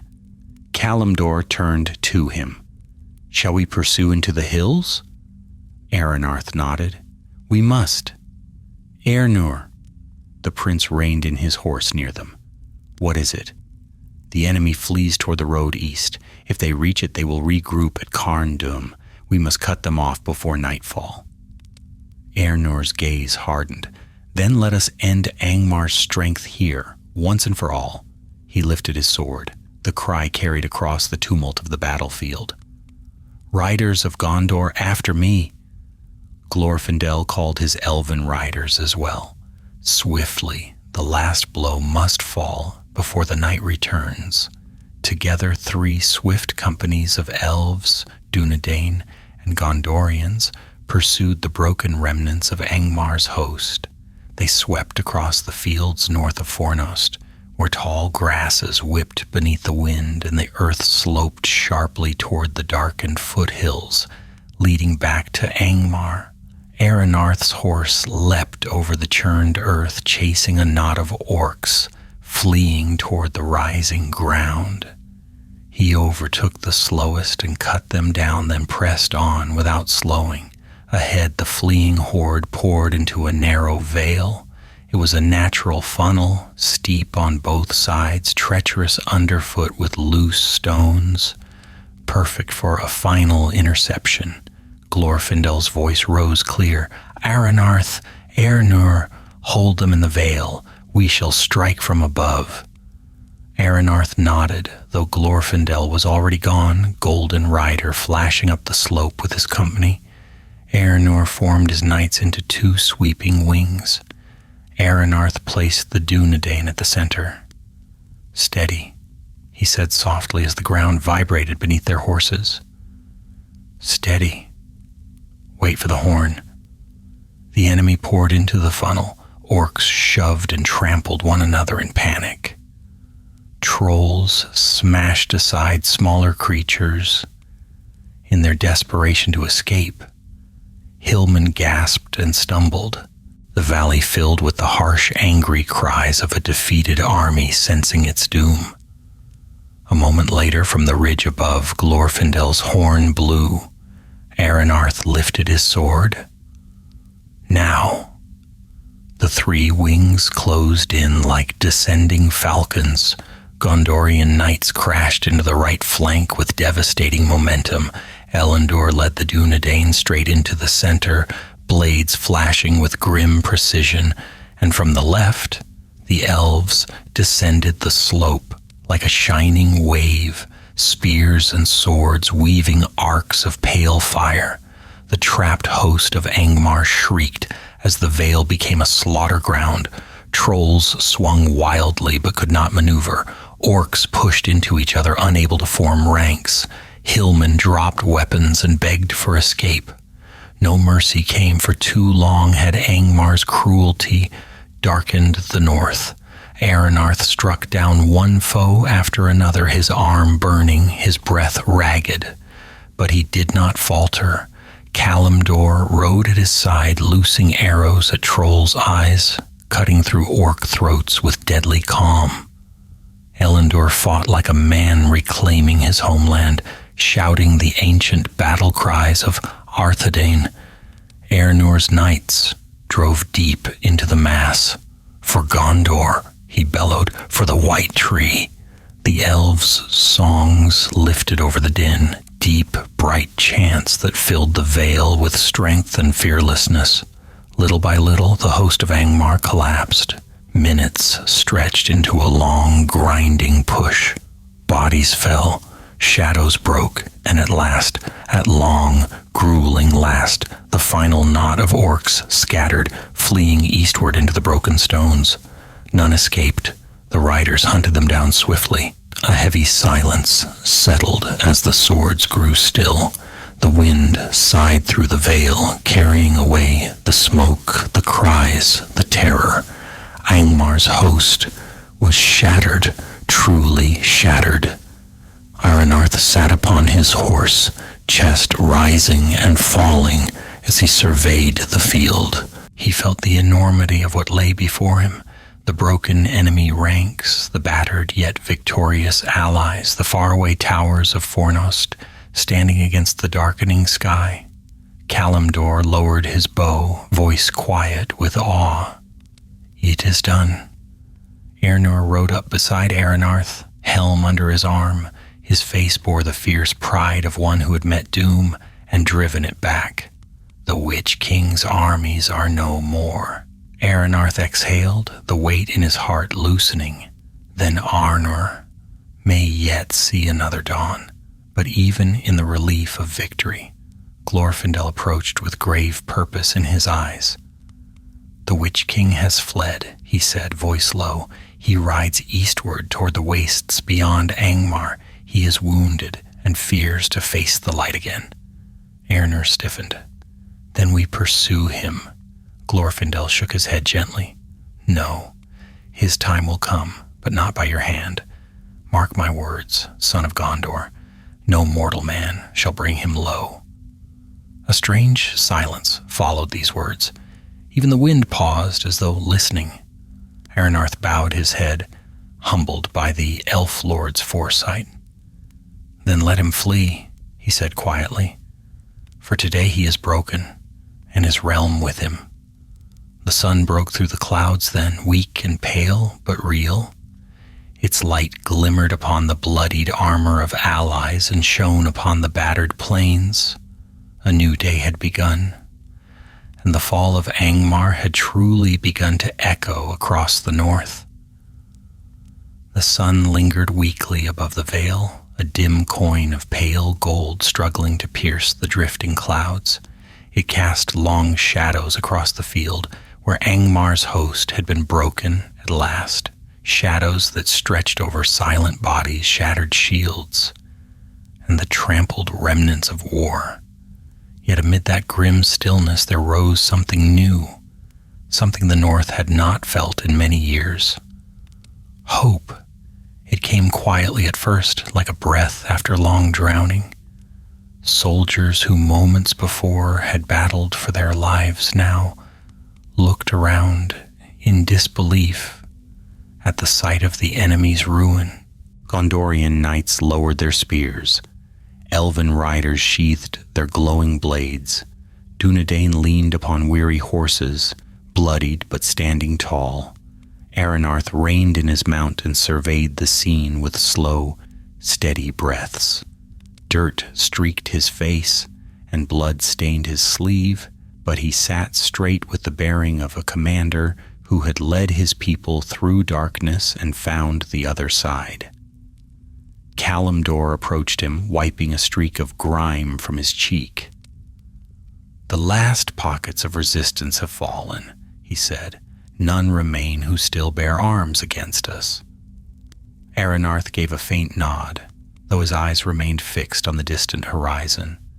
"Let us not forget," he murmured, "that victory often hides wounds yet unhealed." Kalimdor followed his gaze. "You mean the Witch King?" Before Aranarth could answer, Elendor rode up, helm tucked beneath his arm. Despite the scrapes on his armor and the weariness lining his face, his eyes shone with fierce pride. "My lord," he said, "the field is ours. The men ask for your word, your guidance. They look to you." Aranarth took in the vale once more, the broken armor of enemies, the triumphant banners of allies, and far beyond, the silhouette of Fornost, rising again beneath a cleansed sky. "We shall gather them soon," he replied. "For now, let the wounded be tended, and let every man rest who can." As Elendor departed to relay the orders, Aranarth exhaled slowly. The great clash had ended, but its echoes still raced through his heart.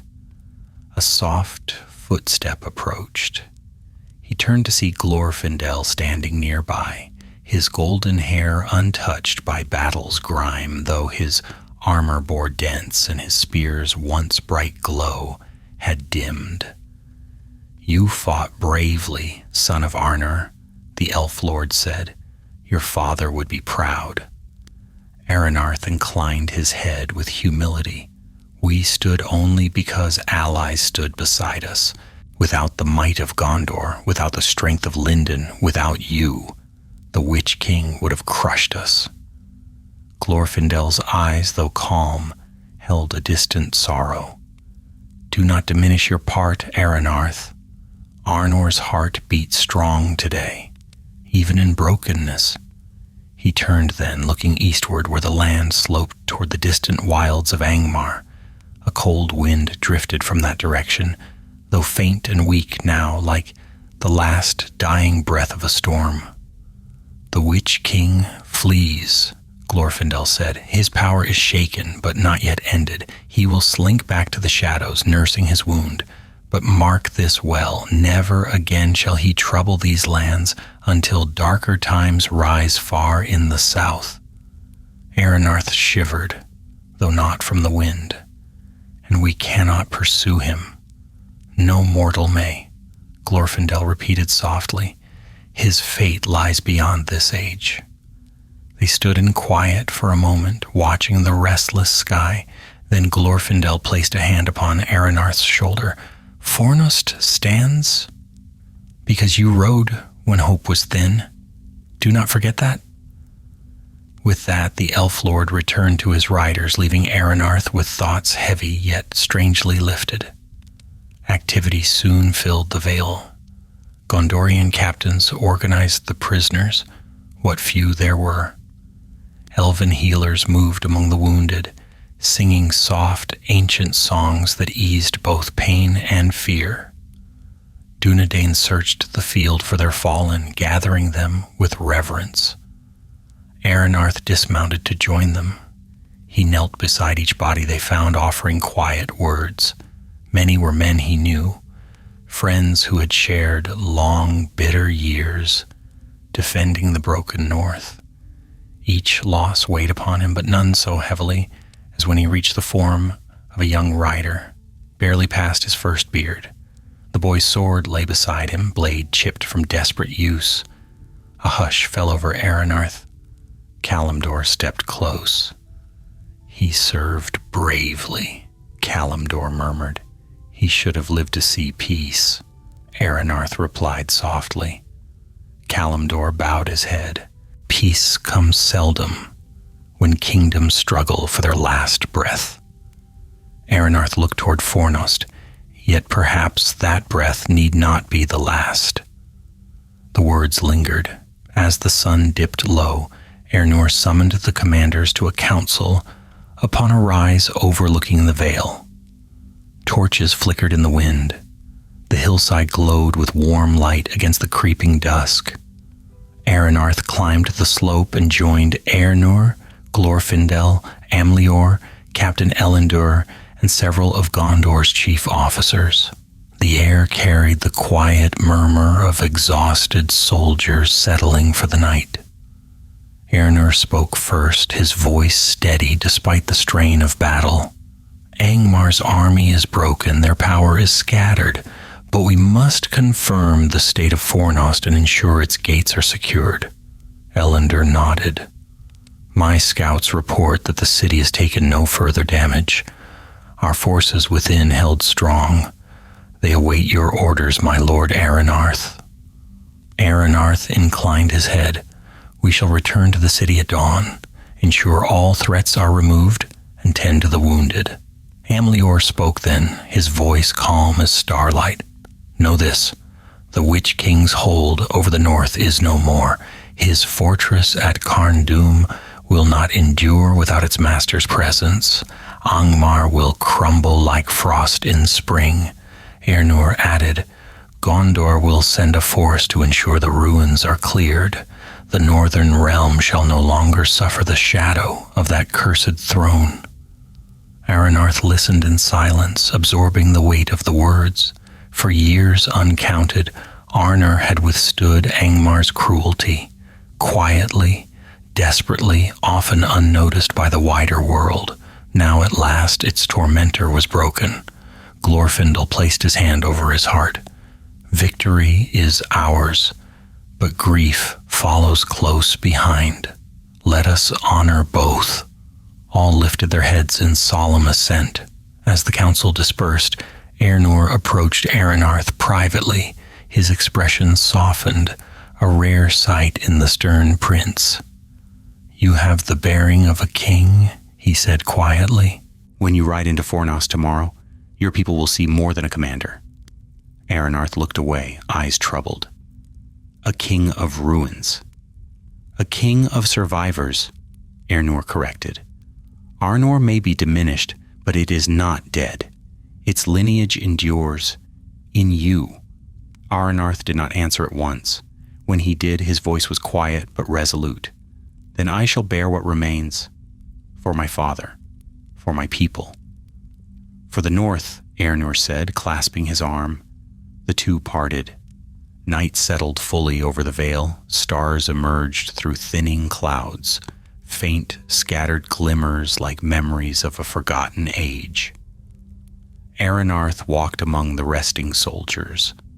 Some slept without even removing their armor. Others whispered stories of the day's heroics. A few stared silently into the flames, faces shadowed with exhaustion. Kalimdor approached with 2 cups of warm broth. "Eat," he said simply. Aranarth accepted, though he barely tasted it. He watched the flickering firelight dance upon the faces of his men. "This is an ending," he murmured. Kalimdor drank and nodded. "And a beginning?" Aranarth let out a slow breath, letting the warmth of the fire seep into his bones. For the first time in years, he allowed himself to feel something he had long pushed aside: relief. Beyond the camp, the vale lay quiet. The wounded slept, the dead rested.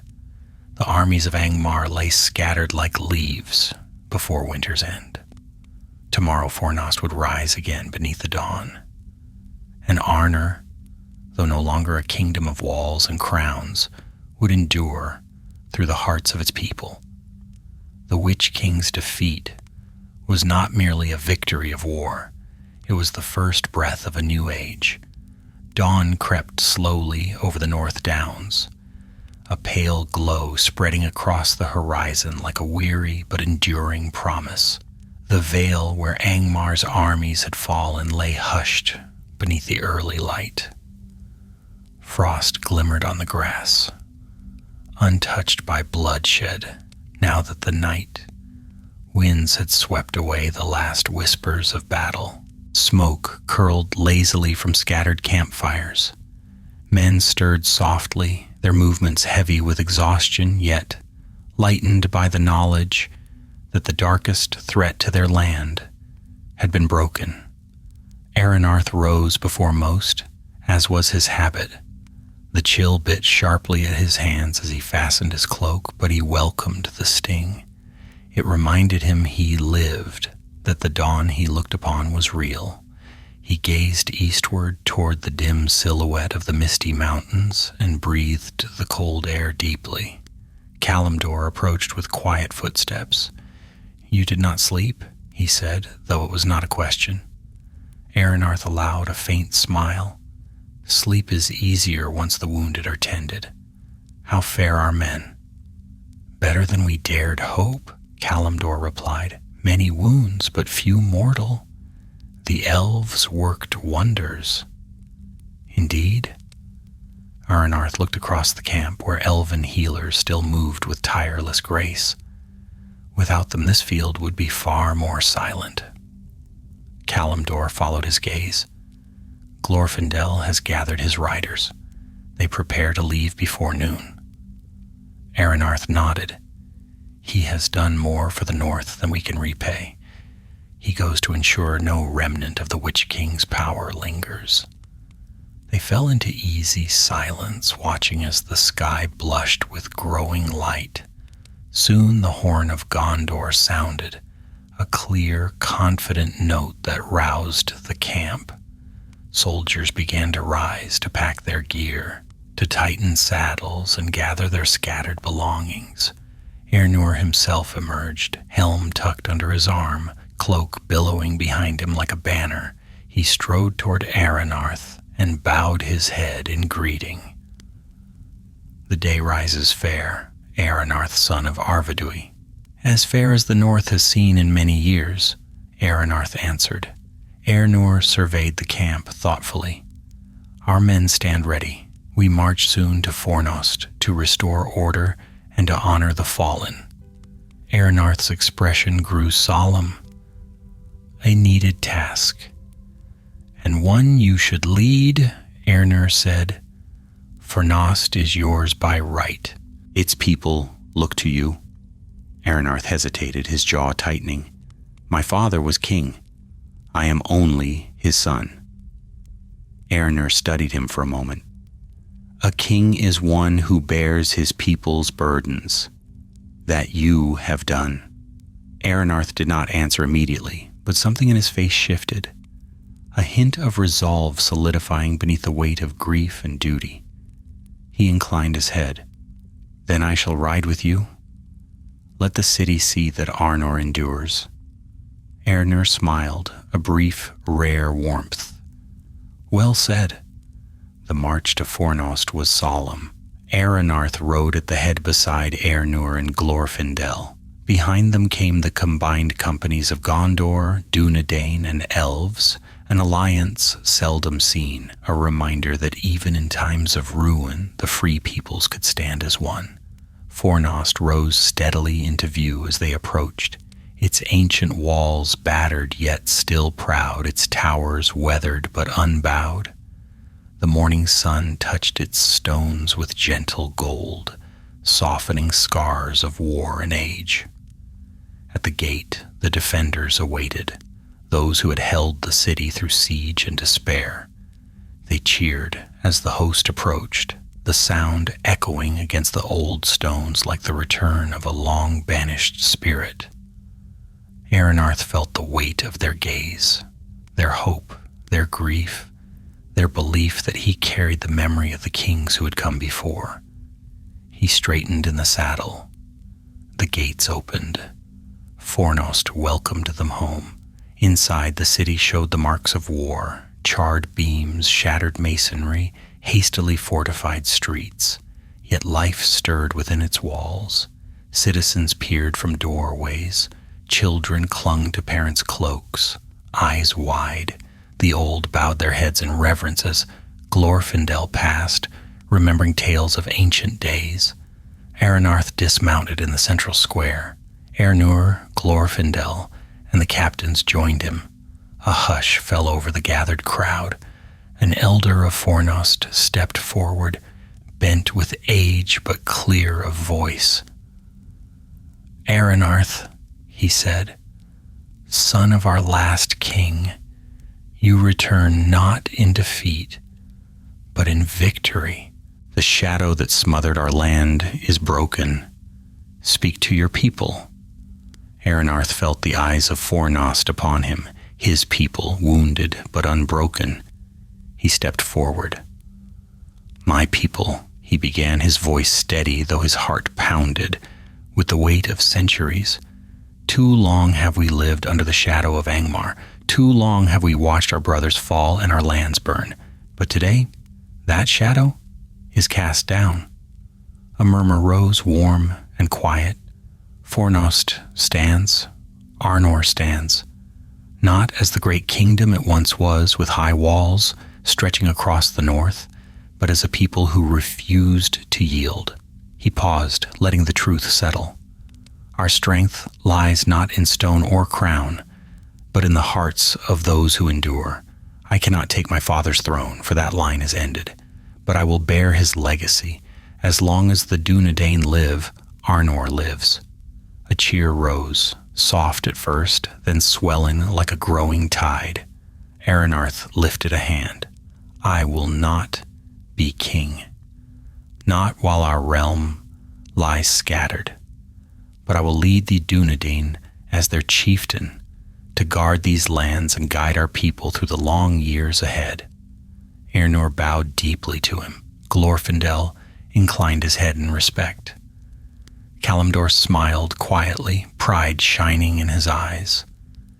And the people of Fornost bowed, not to a king in a hall of stone, but to a leader who would walk the wilds with them, share their hardships, defend their homes. The first chieftain of the Dunedain had been named. The days that followed were filled with labor and healing. Gondor's engineers and soldiers aided the people of Fornost in rebuilding broken gates and reinforcing the walls. Elven healers tended the wounded tirelessly, their songs echoing through the streets at twilight. Messages were sent to remaining settlements in the north, informing them of the Witch King's defeat. Survivors emerged from hideouts and ruined villages. Hope, fragile but alive, spread like spring grass beneath melting snow. Aranarth did not rest long. He rode out with scouts, seeking any remnants of Angmar's host and ensuring the roads were safe. The role of chieftain demanded constant vigilance, yet he found a quiet strength in it. One evening, as he stood upon Fornost's highest tower, Kalimdor approached. "The city breathes again," Kalimdor said, leaning upon the parapet. Aranarth looked out across the darkening plains. Torches flickered like fireflies in the gathering dusk.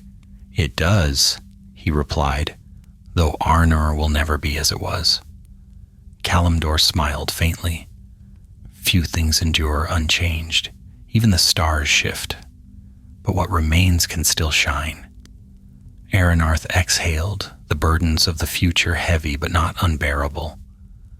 The North will need guiding hands. And it has them, Kalimdor said simply. Below, the people of Fornost lit lanterns for the fallen. Light bloomed across the city, warm and steady, a symbol of remembrance and resilience. Aranarth watched in silence. When the time came for Gondor and the elves to depart, the farewell was solemn. Ernur embraced Aranarth with warrior's respect. If ever the south has need, the north shall answer, Aranarth vowed. And if ever loneliness presses upon you, Ernur replied, remember that victory shared binds realms as surely as blood. Glorfindel bowed with quiet grace. Your path will not be easy, yet the wisdom of your fathers flows in you. Lead well, Aranarth of the Dunedain. And so, with banners raised and horns echoing, the allies began their journeys home. Their footsteps faded into the distance, leaving the north to its long, slow mending. As the season turned and the first green shoots pierced the cold earth, Aranarth stood once more upon the ramparts of Fornost. Kalimdor stood beside him, as he always had and always would. What now? Kalimdor asked. Aranarth rested his hands upon the stone. Now we rebuild, not a kingdom of towers, but a lineage that endures the turning of ages. He looked out across the lands, scarred but alive. The Witch King is gone. Angmar is broken. The north has stood against darkness and still knows the sun. Kalimdor smiled. Then our tale is finished. Aranarth shook his head gently. No, only this chapter. The years ahead will write the rest. And as the wind swept across Fornost's ancient walls, carrying with it the scent of spring and distant mountains, Aranarth felt no fear, only resolve. For the power of Angmar was shattered, and though kingdoms might fall, hope, once kindled, can shine through any shadow.